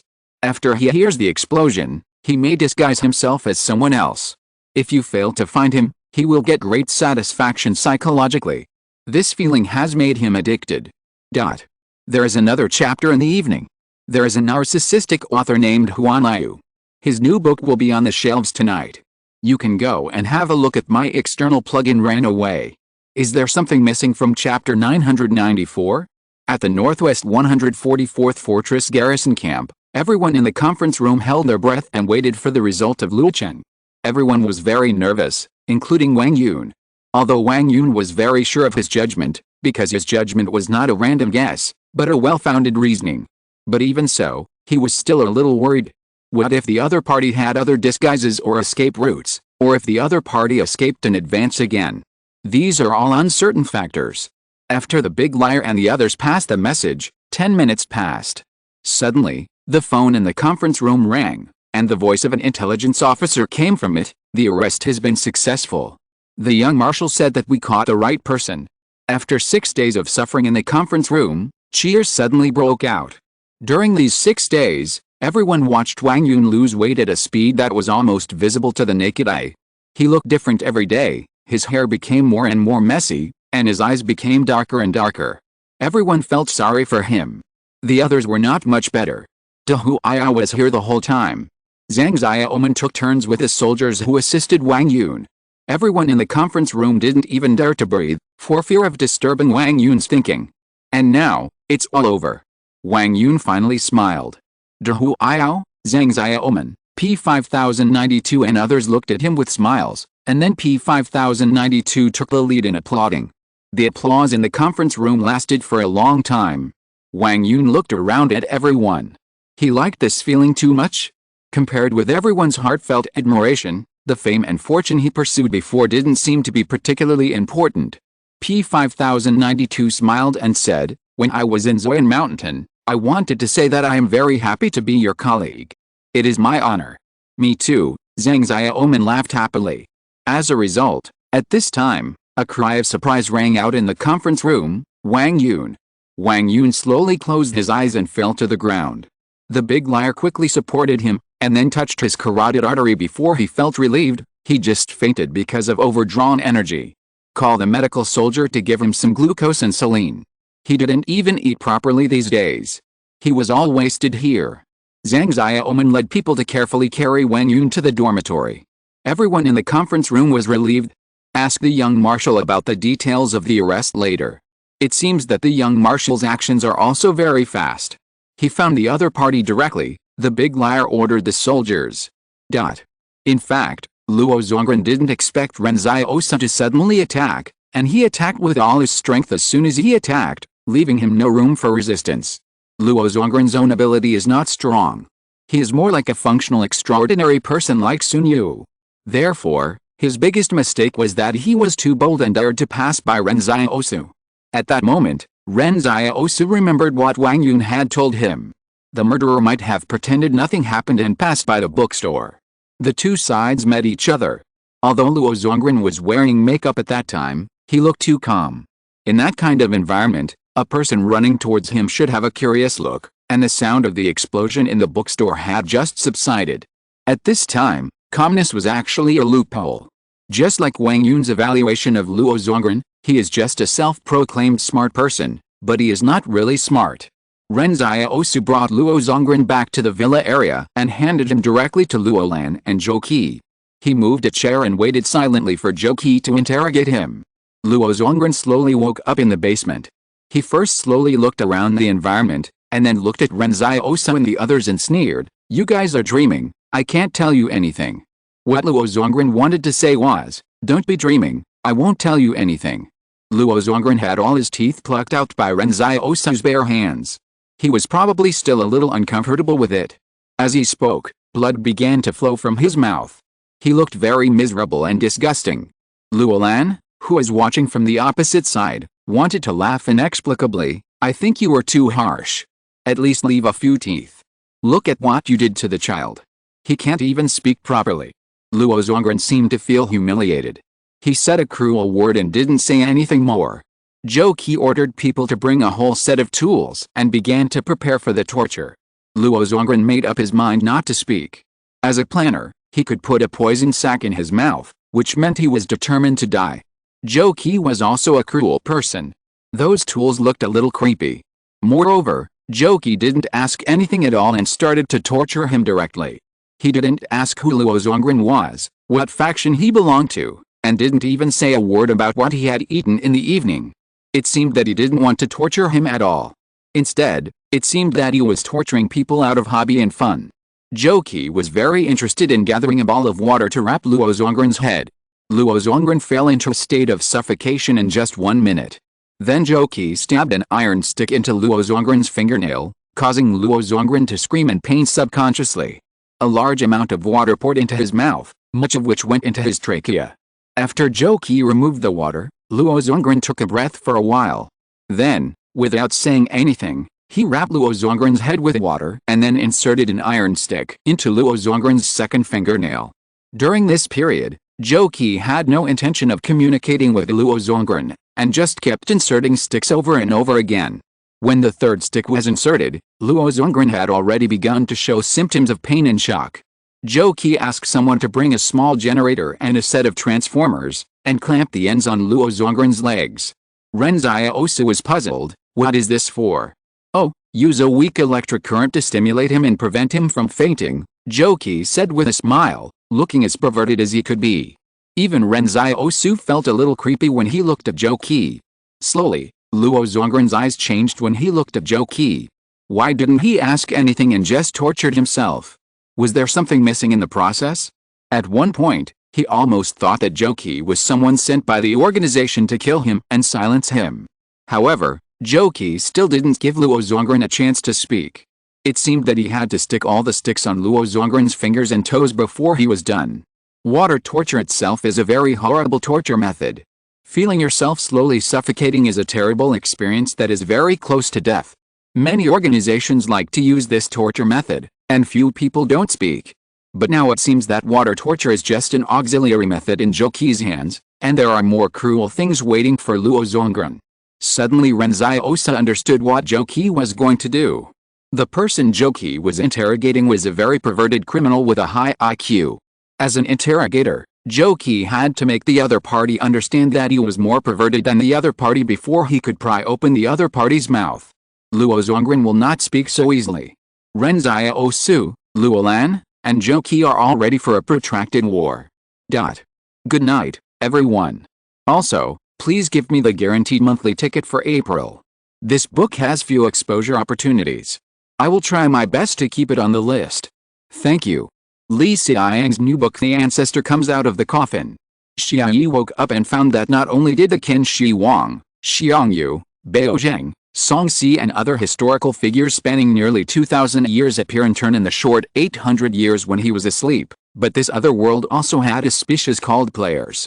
Not to mention, players who can read the game after being killed are really useful. Chapter 995 Luo Zongren speaks. Zhou Qi's interrogation had lasted for nearly 26 hours. The wails of Luo Zongren in the basement from time to time went from loud and powerful to weak at the end. Sometimes the interrogation would last for several days or even dozens of days, because most of the time, for the sake of humanitarianism, the criminals could only be deprived of sleep and starved to slowly break down psychologically. These methods were also very effective, but they were a little slower to take effect. However, those more cruel interrogations were basically a quick battle in 1 to 2 days. Luo Zongren could withstand 26 hours, which meant he was a man of extremely strong will. During this period, Luo Zongren's screams were transmitted to the basements on other floors, where other spies and officials who had nothing to do with the matter were imprisoned. Luo Zongren's screams were too tragic, which made them uneasy and frightened. The result was that while Luo Zongren was still holding on, the people on other floors had confessed before being interrogated. This was something that everyone had not expected. In these 26 hours, Zhou Qi only slept for 3 hours. The rest of the time, He was silent and tried every way to torture Luo Zongren without asking a single word. Several times, Ren Xiaosu felt that Luo Zongren wanted to speak, but Zhou Qi did not give him a chance. At a certain moment, even Ren Xiaosu felt that Zhou Qi might be trying to silence him. Luo Zongren wanted to debate with Zhou Qi very much. This kind of person has his own set of logic. Regardless of maturity, they are completely self-consistent in their own world. This self-proclaimed smart criminal has been dormant in Los Angeles for 2 years, carefully planning a grand murder. In fact, he is very depressed and should have a desire to talk. He wants to tell others how great he is, or he wants to commit suicide to put a perfect end to all his planning and become a so-called martyr. However, Zhou Qi did not ask anything and did not let him die. During the temporary break, only Luo Zongren and the strong smell of blood were left in this basement. Zhou Qi walked to the garden of the villa area and lit a cigarette, thinking silently. Luo Lan asked, "How is it? According to your experience, is there any progress?" Ren Xiaosu listened on the side, but he also knew that Zhou Qi had his own plan, so he did not interfere. Just from the meaning of Luo Lan's words, it seems that Zhou Qi has done this kind of work before. Zhou Qi thought for a while and said, "The fire is still not enough. It has been more than 20 hours. I can feel that he is still resisting." So, I paused for a while to think about how to destroy his self-esteem. Such a criminal is pretentious. Only by completely destroying his self-esteem can this gap be opened. After speaking, Zhou Qi fell into deep thought again. Suddenly, Zhou Qi put out the cigarette butt and turned back to the basement. At this time, Luo Zongren was already dying. Anyone who saw him would think that he was about to die, but Zhou Qi firmly believed that he still had the will to resist. Zhou Qi called the soldiers and said, "Prepare a rack for tying people. I'll use it later." As he said that, he picked up a steel needle from the tool container and stabbed it into Luo Zongren's lower right abdomen. Suddenly, Luo Zongren lost control of his bowels and bladder due to the needle. Even Ren Xiaosu had never seen such a precise technique before. It must be said that Zhou Qi was a master of his craft. Luo Zongren roared angrily, and seemed unable to accept the reality of his incontinence. Then, Zhou Qi said to the soldiers, "Tie him to the rack and let the people of Luocheng see his ugly appearance. Tell everyone that the murderer who killed Mr. Jiangsu is just an ugly villain." As soon as he finished speaking, Ren Xiaosu noticed that Luo Zongren's eyes were dazed for a moment, and seemed unable to accept the result of being paraded through the streets. Luo Zongren looked down on ordinary people, on the ants he had once played with, so he could not accept being publicly executed in front of these people and being despised by them. Zhou Qi noticed the change in his expression at that moment, and he breathed a sigh of relief, as if he had finally found a breakthrough. Zhou Qi ignored Luo Zongren and said to the soldiers, "Hurry up, it will be dark soon. Remember to strip him of his clothes and wash his face so that everyone will remember his appearance." At this time, Luo Zongren's weak voice came from the basement, "What do you want to ask? I will tell you." Luo Zongren meant, "What do you want to ask? I will tell you." Zhou Qi smiled and said, "Didn't you stand up strong and say nothing before?" Luo Zongren was distressed, "We didn't ask anything."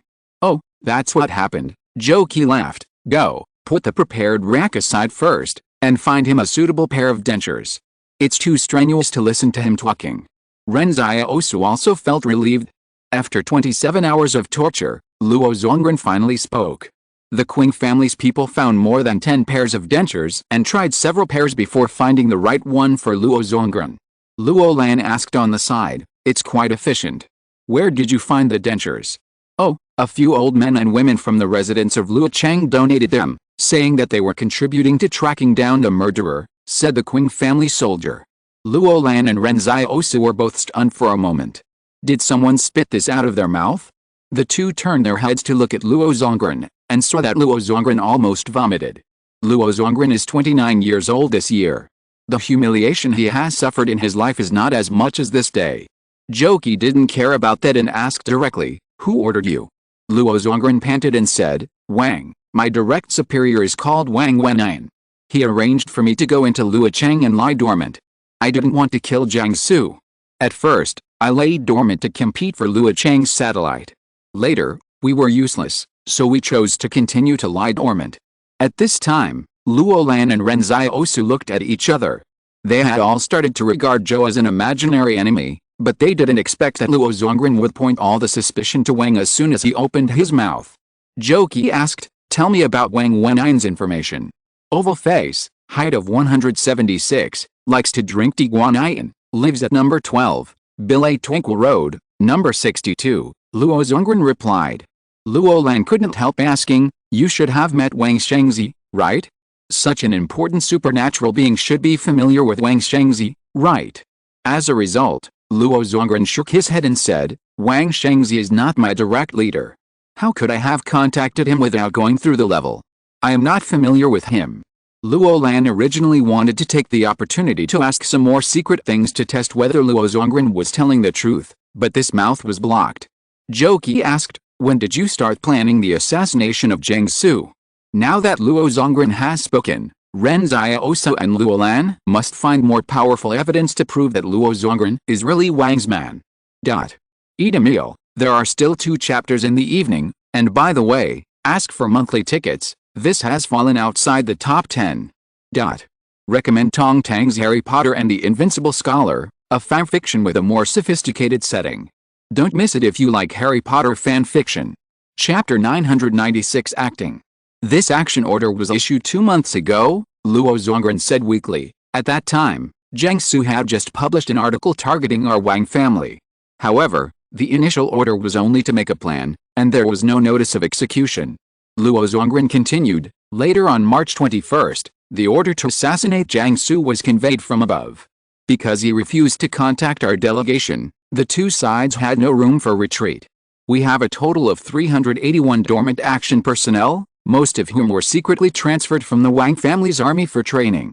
Before the action, in order to clear Wang's suspicion, Wang Wenyan specifically ordered me to cooperate with Xiankao to act out a good show, Luo Zongren said clearly. The soldiers below did not know about it, but Xiankao and Tang Hulong knew the action plan in advance, pretending to be deeply involved in danger, and even deliberately got injured. Then after all the surveillance videos are exposed, everyone will shift their suspicion away from Wang. But all this is a planned drama, performed for you to see. Ren Xiaosu listened to all this silently. If what the other party said was true, then he would definitely have to go to Wang's. Moreover, he had to re-examine the relationship between him and Wang's. There was no room for compromise on the matter of Zhang Su's assassination. However, Ren Xiaosu always felt that everything Luo Zongren said was a little strange. He began to think and recall everything the other party said. If only Wang Yun was here. Wang Yun was an expert in analyzing lies and was best at finding loopholes in the other party's language logic. At this time, Luo Lan asked Luo Zongren on the side, which department of Wang's are you affiliated with? Luo Zongren answered as a matter of course, don't test me deliberately, I'm affiliated with Wang Wenyan, of course I'm also in the intelligence department. Sorry, Luo Lan said with a smile, you probably didn't expect that the people of Wang's were afraid that someone would frame them, so they sent people to Luo Chang specifically, and they happened to be from the intelligence department. Come on, push the Wang people in. While speaking, a young man in a suit was twisted into the basement by the Qing soldiers outside. The young man said coldly, we came here specially to clarify things. Is this how you treat guests? Luo Lan walked up to the young man with a smile, and then slapped the young man in the face without warning. If we find out that Zhang Su's death is related to your Wang family, don't even think about leaving Luo Chang alive. What's the point of talking to me about hospitality? Come and identify him. This is someone from your intelligence department. The witness is here. What else can you quibble about? The young man looked at Luo Zongren, and then became more and more angry. This is not someone from our intelligence department. He is slandering us. What evidence do you have to say that it was done by our Wang family? Where is the evidence?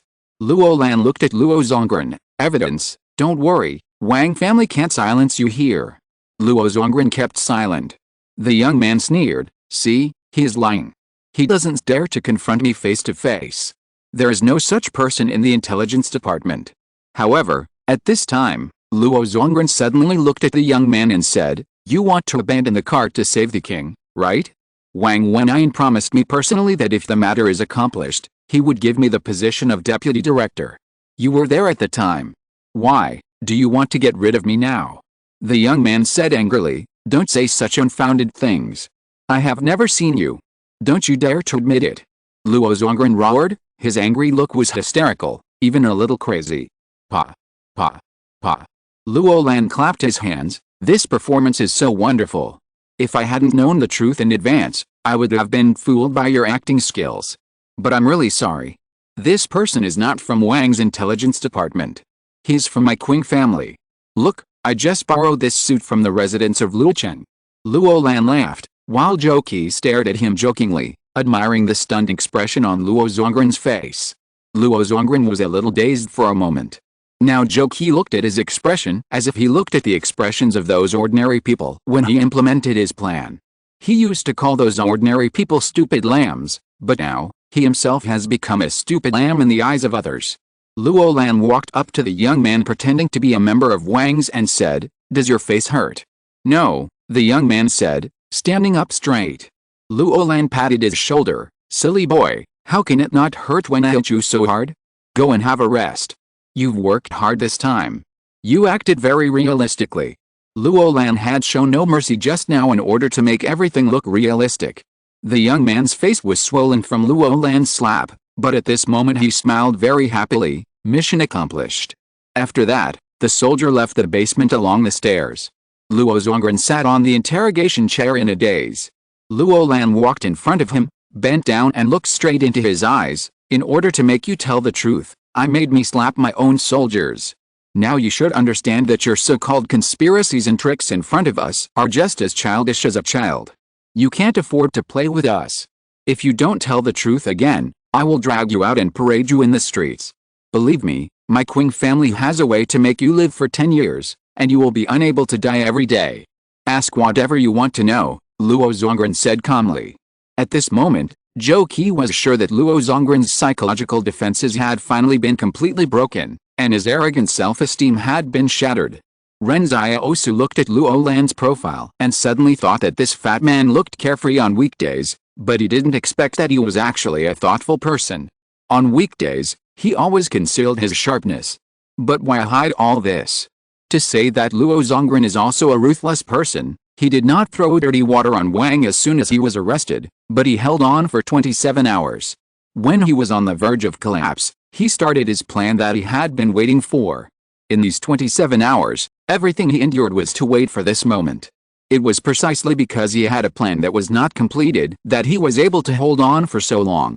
Moreover, the other party's logic was still meticulous when he narrated, and even Xiang Kao and Tang Hulong became part of his plan. Everything was done to prevent Wang from washing off suspicion and convicting Wang. Luo Zongren said, "I belong to the Zhou Intelligence Organization, not to the 1st, 2nd, or 3rd divisions. I am the highest commander independent of all sequences. All field personnel under my command are of the highest confidentiality level and only carry out top-secret missions. My rank is second only to the Chief of Intelligence Zhou Xiaoshi. My internal number is 019002, and my real name is Yang Yanbang." Luo Lan and Ren Xiaosu looked at each other, and it was done. There will be another chapter later. Chapter 997. No one is innocent.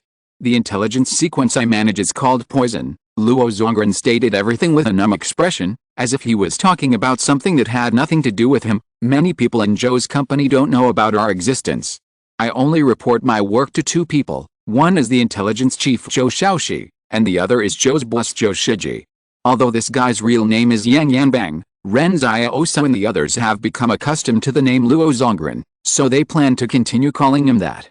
I believe Luo Zongren himself has long been accustomed to this disguised name. There are a total of 581 members under my command. They were personally selected by me from the army 5 years ago. The commander authorized me to recruit all the extraordinary people in the army and allowed me to use extraordinary abilities to control them. What we do is the most shameful thing in Zhou's company." Ren Xiaosu asked coldly, 581 people? Then there are only more than 300 people participating in the battle this time. What about the others? There are still 21 people in Luocheng who have not been arrested. The others are scattered in various barriers, lying dormant waiting to be summoned. All of them are contacted by me in a single line, and they don't have my contact information," Luo Zongren said. "Tell us their identities now," Luo Lan said. "Deng Kai, the auto repairman at number 31 Fanglin Road. Zhu Kan, the fast food restaurant owner at number 78 Zhuangyuan Hong Road. Hu Chengjin, number 301, entrance 3, Residential Building Number 21 Wuling Road. Luo Zongren named all 21 people who had slipped through the net. Ren Xiaosu ordered the Northwest intelligence personnel beside him to write them down one by one, waiting for him to find them one by one after he finished interrogating Luo Zongren. These materials are very precious. Starting from the search for Luo Zongren's trace, Wang Yun, Luo Lan, Zhou Qi, Ren Xiaosu, Yang Xiaojun and others spent a lot of energy. Then they spent a lot of energy to pry open Luo Zongren's mouth, and even had to fight wits and courage with Luo Zongren. Just now, they were almost deceived by Luo Zongren. Although Luo Lan successfully tested the opponent's strengths and weaknesses and broke the opponent's last confidence, Luo Lan himself was not particularly sure because Luo Zongren was too patient. Therefore, all the intelligence they have obtained now is hard-won and must be cherished. At this time, Luo Lan asked, "The lurkers and other barriers, also tell me that your dirty poison organization does not need to exist in this world anymore." Luo Zongren's expression twisted, but his psychological defense line had completely collapsed. Even though Luo Lan belittled the poison organization so much, he did not dare to refute anything. At first, Ren Xiaosu was worried that Luo Lan would irritate Luo Zongren, and what if the other party had a rebellious mentality again? However, Luo Lan whispered to Ren Xiaosu, "Don't worry, it's okay. When dealing with such a collapsed person, the more you belittle him, the more honest he will be." Ren Xiaosu didn't understand the principle, but he believed that Luo Lan and Zhou Qi were more professional than himself. After Luo Zongren told all the information about the dormant spies, Luo Lan asked again, "So you killed me just to put the blame on the Wang family and let the Qing family and the Wang family go to war?" "Yes," Luo Zongren nodded in agreement. "Go on, tell me the details of your action this time," Luo Lan said in a fierce voice. "My Qing family wanted to make friends with Zhou family to fight against Wang family, but I didn't expect to be with a poisonous snake. Now when I think of Zhou Shiji's smiling face, I want to go over and tear him to pieces." Luo Zongren said with a fake smile, "You Qing family don't have good intentions. The two spies we assigned had nanorobots on them, but they suddenly defected and disappeared. Their loyalty doesn't need to be considered, so the problem must be with the nanorobots." Luo Lan curled his lips. "That has nothing to do with us. It was Wang's artificial intelligence that did it." Ren Xiaosu looked at Luo Zongren and said, "Aren't you afraid that there are backdoor programs on the nanorobots? How dare you use them?" Luo Zongren didn't say anything. Ren Xiaosu immediately reacted and was afraid that it was used to frame the Qing family again. These two spies equipped with nanorobots were probably used to die, and they didn't care whether there were backdoor programs on the nanorobots. Just like the people who assassinated Jiangsu outside the number 61 barrier. It can only be said that this so-called poison organization has no good intentions since its establishment. It is dedicated to sowing discord. "Stop talking nonsense and explain the other details of the operation," Luo Lan said.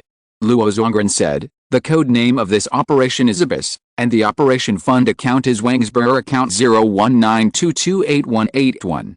There is only one safe house left, at number 239 Kaidan Avenue, which contains codebooks, communication equipment, weapons and firearms, and records of bribery by officials in Los Angeles." Luo Zongren spent a full hour just explaining these details. Every time he explained one, Ren Xiaosu asked the Northwest intelligence personnel to verify it. All of them were correct. This was a real verification of evidence without evidence, and there was no need to worry that Luo Zongren was still lying. Ren Xiaosu looked at Luo Zongren. "Anything else you want to say?" Luo Zongren looked at Ren Xiaosu and asked, "I only have one question. How did you catch me?" Because someone persisted for 6 days, almost without eating, drinking or sleeping, to analyze all the surveillance videos in Luo City, Ren Xiaosu said. "Then he found the bookstore, found your residence, and told me that you might return to the scene to watch your own evil deeds." Luo Zongren subconsciously said, "Impossible. There are so many surveillance videos in Luo City. Who can finish watching them within 6 days and find me out from so many people? Nothing is impossible. He happens to be the nemesis of dirty and drug-stricken people like you," Ren Xiaosu said with a smile. "Wang Yun, the former director of the 2nd Intelligence Department of Kong, has now gone to the northwest of Daxing." Luo Zongren murmured, "I really want to meet such a person." Ren Xiaosu shook his head. "Forget it, you don't deserve to see him." At this time, Luo Zongren laughed strangely. "Do you think I am the only dirty one? Although the assassination of Jiang Su was done by Zhou, do you really think Wang is innocent? Ren Xiaosu frowned. What do you mean? I originally sent 12 people to destroy the surveillance video afterwards, but they were all killed by paper cranes while walking on the roof. Otherwise, do you think I would leave the surveillance video to you? Luo Zongren said. So, the master of Enjing Temple had already arrived in Luochang at that time. Maybe she didn't arrive, but her paper cranes did, and she didn't save Jiang Su. At that time, I couldn't understand why she only killed the people I sent to destroy the surveillance video. Now I understand that she wanted to leave the surveillance video to you, and then use the surveillance video to clear Wang's suspicion. But do you understand what I mean? Although she didn't kill Jiang Su, she is not innocent. Please vote for the monthly ticket. Recommend this book. Daily Life Introduction. Li Wei originally wanted to be passionate, pursue his dreams, and become a best-selling cartoonist, but he was forced to click on the wrong skill points. The ordinary, smooth daily life was ruthlessly destroyed by a sickly girl. If you're listening to this novel on a channel other than Fanfic World, it means they downloaded and uploaded it without effort. We cordially invite you to visit our channel, Mundo Fanfic Novelists. There you'll find the original version of this story, and you can explore many other novels of various genres. We're waiting for you to immerse yourself in a world of incredible novels. Chapter 998. A Brilliant Person. If it weren't for the cooperation of Wang Yun, Luo Lan and others, I'm afraid Zhou would have successfully covered up all the truth. However, Luo Zongren suddenly said that Yang Enjing was not innocent either. Although she was there, she did not save Jiang Su. This made Ren Xiaosu feel a little complicated. He couldn't understand why Yang Enjing didn't do anything herself since she had arranged Xiang Kao and Tang Hulong to protect him. However, if being a bystander is a crime, then should Ren Xiaosu kill all those who saw Jiang Su's death but did not help? That was also impossible. Ren Xiaosu walked up to Luo Zongren and said, "Anything else to say?" Luo Zongren laughed. "No, just kill me." But Ren Xiaosu shook his head and said to the intelligence staff in the northwest, "Go tie him to the rack, parade him in public, and then send him to the outside of Luochang to be shot, of course, if he is still alive at that time." Luo Zongren struggled on the interrogation chair. "How could you do this to me? I've already told you everything. If what you said can make Jiang Zuxin survive, then I will consider letting you go, but unfortunately I can't," Ren Xiaosu said. After saying that, Ren Xiaosu left the basement and walked to the garden in the villa area, thinking silently. Luo Zongren's angry curses and wails came from the basement. This man probably didn't expect that Ren Xiaosu hated him so much. After he had explained everything clearly, he even wanted to deprive him of his remaining self-esteem.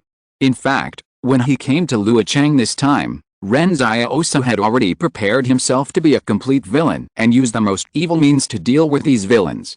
When he first dealt with a sniper on the rooftop, he promised that he would let him go as long as he told the faction he belonged to. At that time, the sniper wanted to say something, but was killed by the Herthiger. But in fact, even if he told the truth, Ren Xiaosu would not let any of the killers go. That promise was actually a lie to the other party. Luo Lan walked up to him and asked, "What are your plans next?" "Blood debts must be paid with blood," Ren Xiaosu said. "Then what?" "Go back to the northwest, there are many people waiting for me there," Ren Xiaosu said. "Then I will accompany you to Zhou's, and after Zhou's revenge, I should go back to the southwest," Luo Lan said with a smile. "I heard that the fruits and vegetables in the northwest are ripe in September, so I will go to the northwest to play with you then." "You don't have to go," Ren Xiaosu said. Zhou Qi next to him also said, "You can't go to Zhou's. Qingzhen called yesterday and needed you to go back immediately. The things in Luochang have put you in danger. You shouldn't go to Zhou's." Luo Lan was stunned. "No, that won't work. How can I let Ren Xiaosu go to Zhou's alone?" But Ren Xiaosu smiled and said, "Don't worry, I'm not alone. My helper has arrived." Ren Xiaosu didn't say who the helper was, and Luo Lan didn't ask. Luo Lan talked about other things. "You also know that my brother likes to plan ahead. When he was still the shadow of Qing, he decided to establish his own secret army and secret research base. No one understood it at the time, even his trusted subordinates did not understand the significance of doing so, but I supported him because I knew he always saw the long term than others. In the end, the facts proved that he was right. Qing could not tolerate him, so he had to replace it. The reason I said this is to tell you that Qing Zhen has been guarding against Wang for more than a year. Since he moved into the military camp, he has become more and more silent, and he no longer tells others a lot of things. He used to explain the reasons for doing something, but now he won't.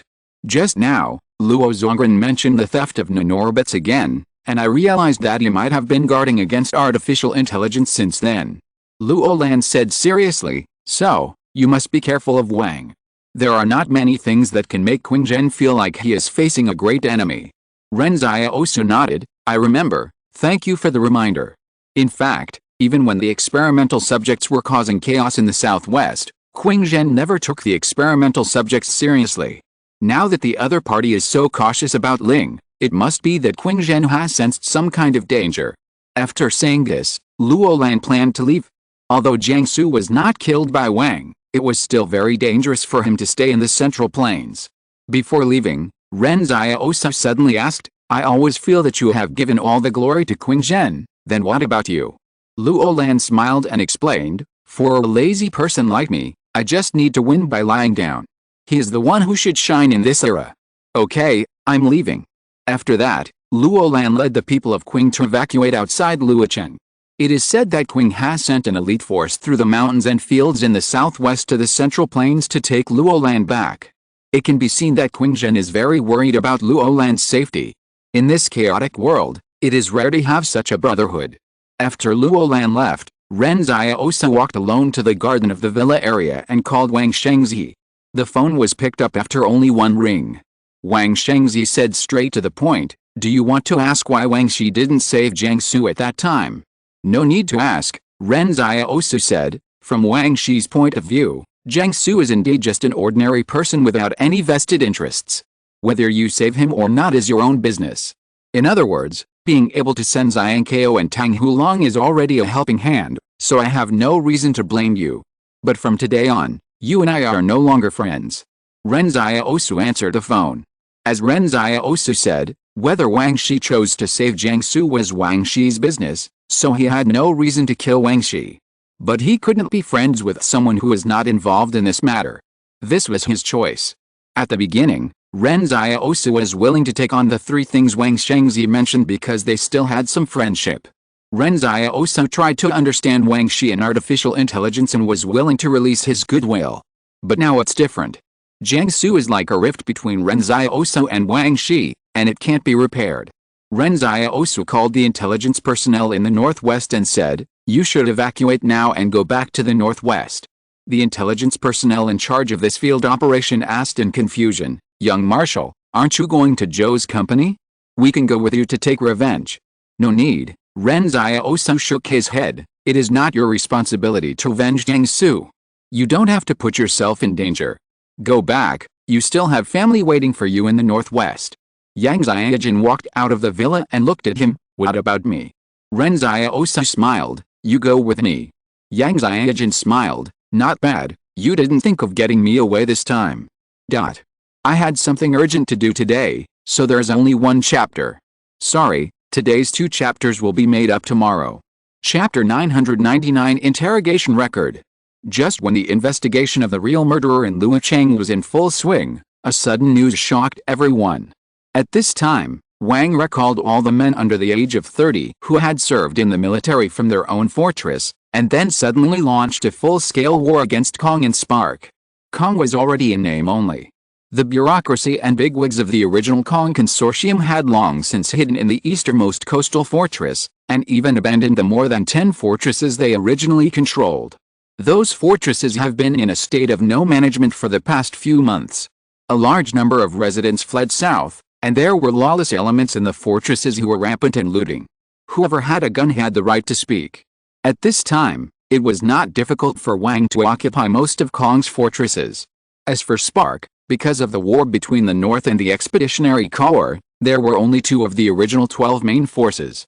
If Wang had planned to unify the entire Barrier Alliance early on, then now would probably be the best time for them to annex other consortiums. Moreover, Wang's policy of universal military service played a great role at this time. Just like Huazhong, Wang's army suffered heavy casualties in the fight against the Northern Expeditionary Corps, but Wang's army was able to quickly replenish its army with fresh blood.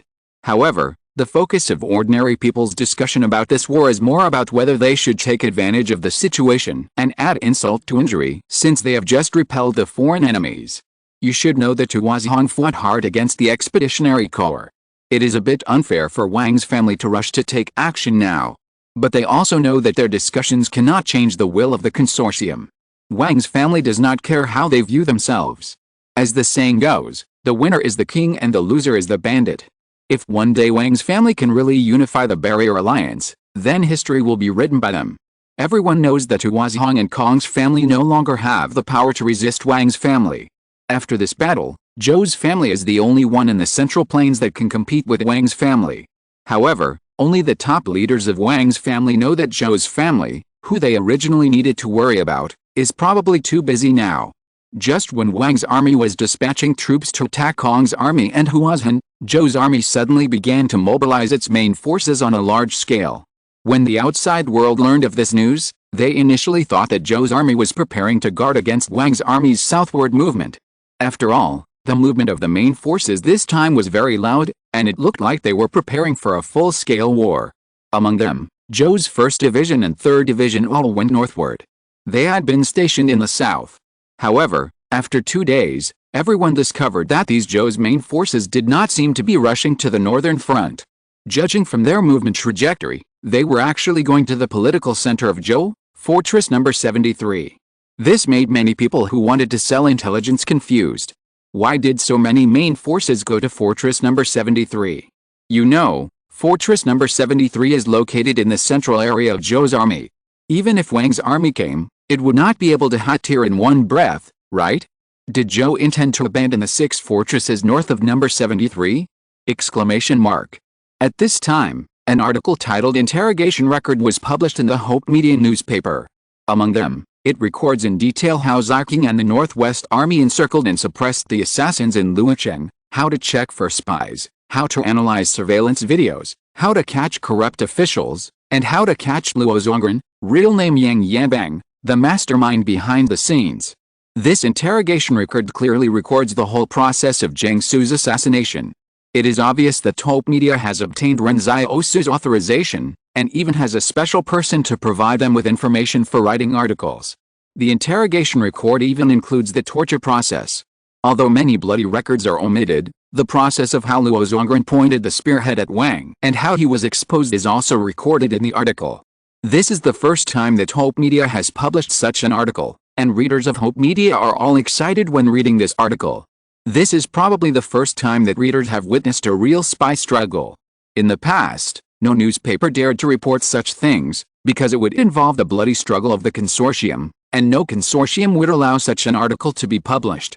Moreover, although there have been related literary and artistic works on spy struggles in the past, most of them are the director's and author's own fantasies, and they are not as real as this interrogation record.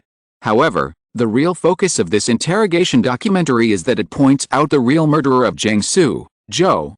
Just when everyone thought that Wang killed Jiangsu, Hope Media announced the identity of the real murderer in the form of a front-page headline.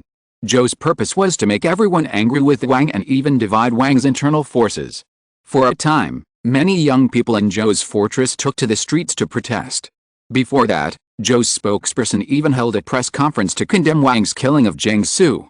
At that time, many young people supported Zhou's tough attitude and admired Zhou's courage to accuse Wang at this time. But now they find that they have been deceived. It turns out that Zhou did it. The reputation of Hope Media is unquestionable. The trust accumulated by those reporters and editors over the years from generation to generation has made the people who see the newspaper not question its authenticity. At this time, many intelligence dealers reacted. It turned out that Zhou mobilized troops not to prevent Wang, but to prevent someone's revenge. Who this someone is, people who play intelligence know very well. But they couldn't figure out why Zhou was mobilizing so many troops. The Northwest was so far away from Zhou. From the previous search in Luocheng, we can see that there were not many intelligence personnel lurking in the Central Plains from the Northwest. Moreover, Luo Zongren was beaten to death by the residents of Luocheng during the parade, and then all the intelligence personnel from the Northwest left. So no matter how powerful the young marshal was, he couldn't fight against Zhou's main force alone. The intelligence dealers always felt that Zhou seemed to be making a fuss. After all, Zhou was a consortium, and the other party seemed to have only one person. But they all rushed to barrier number 73 soon. Everyone thought that the young marshal would definitely go to barrier number 73. This kind of scene where one person was hostile to the entire consortium might not be seen once in a lifetime. Just as everyone's eyes turned to Zhou, in the Holy Mountain range abandoned by the fire in the north, a force of more than 2,000 people was advancing into the mountains. After the Battle of the Holy Mountain, this place was deserted, and even the fire's own troops had all evacuated. At this time, no one knew what this army was going to do in the Holy Mountain. Chapter 1000, Come to the Door. The fog outside the Holy Mountain never dissipated, and the tarantulas hidden in the fog were still entrenched here. When the 2,000 people reached the fog area, they did not stop like ordinary people, but plunged into the fog. What was surprising was that their steps did not seem to be disturbed by the fog, and they continued to move towards the heart of the Holy Mountain without any hindrance. No one had come to this abandoned land for a long time. When the tarantulas found prey, they began to gather towards this army. But when the tarantulas appeared, the soldiers were not panicked at all. One of them took out a black box and played a strange sound. The tarantulas retreated immediately after hearing the sound. The soldiers did not seem to intend to kill these tarantulas, but to use them as a natural barrier to continue to guard the secrets here. It was not the secrets that belonged to the fire in the past, but a new secret. The team of more than 2,000 people marched in neat steps. When they entered the heart of the Holy Mountain, the first person had silver lines on his body. It's really a suitable place. Although the equipment is a bit old, many things can be made from local materials. After saying that, the more than 2,000 soldiers behind him immediately entered various buildings and began to search for the machinery and equipment left by the fire. According to his calculations, this Holy Mountain is now the most suitable place to build a secret factory. Although it still lacks some technical equipment support, soon, after Wang's annexed the fire, it should be able to make up for his final needs. He turned around and looked around the heart of the Holy Mountain, which was now overgrown with the weeds.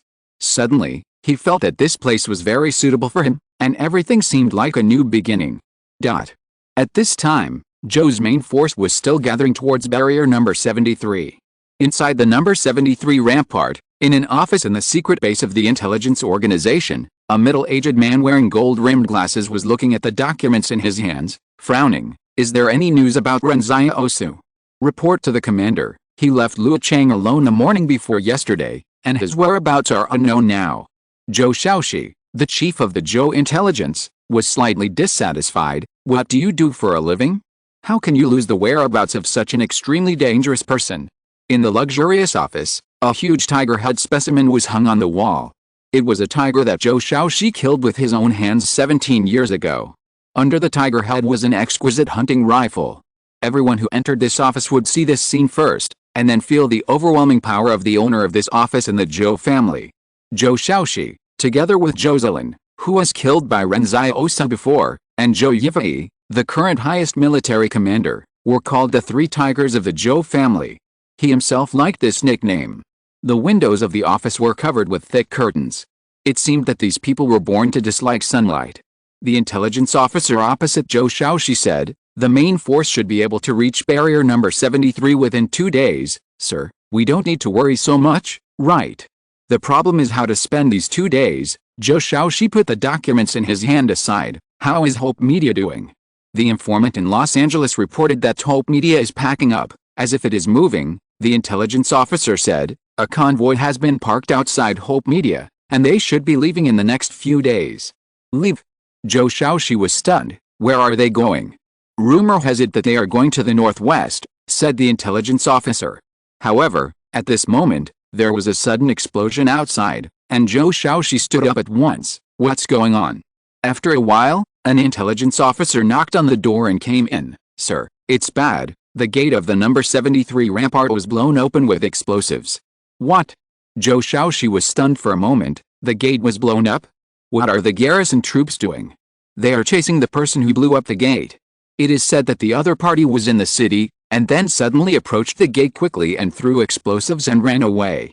Now the criminal who blew up the gate is fleeing in the rampart, but it seems that there is more than one person, and someone is waiting for him, the intelligence officer explained. Go quickly. It is a shame for our intelligence department to let such a person lurk in the rampart. Organize the field staff to carry out the arrest operation against him. These people must be caught before dark. Zhou Xiaoshi was furious. Such a serious and vicious incident happened, and he was afraid that he would not be able to explain it to his boss Zhou Shiji. For a time, most of the field staff of Zhou's intelligence agency were attracted by the explosion and rushed out like locusts. Zhou Xiaoshi picked up the teacup and suddenly found that the tea had gone cold. He picked up the phone and informed the outside, "Change the tea." After that, he hung up the phone and started to look at other documents, but for some reason, Zhou Xiaoshi always felt a little uneasy. They were already on guard against Ren Xiaosu's revenge on the Zhou family. Now such a bad incident suddenly occurred in the number 73 barrier, which must be related to Ren Xiaosu. The door was open with a creak, and Zhou Xiaoshi frowned. "Why didn't you knock on the door?"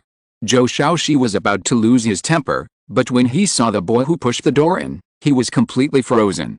Ren Xiaosu was holding a tea tray, but there was no cup or hot tea in the tray, but a bloody pistol. Zhou Xiaoshi forced himself to calm down. He slowly reached under the table and tried to press the red button. However, Ren Xiaosu smiled and said, "Don't press it. It's useless. Everyone in the building is dead. I didn't even spare your hounds. Isn't that a bit crazy?" Zhou Xiaoshi felt cold in his heart. He didn't even hear any noise outside. But he believed Ren Xiaosu as soon as he finished speaking, just because the other party was Ren Xiaosu. "Why are you here?" Zhou Xiaoshi asked uneasily. "I heard that you were looking for me and even offered a reward to the intelligence dealers in the underground world.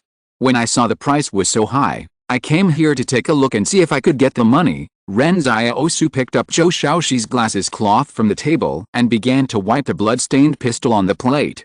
Zhou Xiaoshi said, "It was not my idea to kill Jiangsu.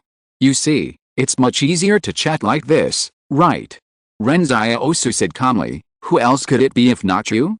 Luo Zongren's direct superior is you. Although he is half a level lower than me, he doesn't report to me most of the time. I also know that what he does is shady, so I deliberately avoided him, fearing that the boss above would get rid of me in order to keep the secret in the future," Zhou Xiaoshi explained. "Well, the reason is very sufficient," Ren Xiaosu nodded. "That is to say, the person who wanted to kill Jiangsu and gave the direct order was Zhou's boss, Zhou Shiji? But even if you get away with it, you will still die. There are 3 more chapters in the evening. I am really an intern doctor. It's just that my face is a little dark. Difficult and complicated diseases? Critical rescue? Stay calm, that's my daily life. This is a story about a little doctor who is not very lucky and is forced to be the best in the road of curing diseases and saving lives." End of this chapter. Thank you very much for reaching the end. Don't forget to like. Looking for more exclusive content and immediate access? Subscribe to our Patreon. Remember, every like, subscription, or donation encourages us to continue. Thanks to everyone. See you in the next video.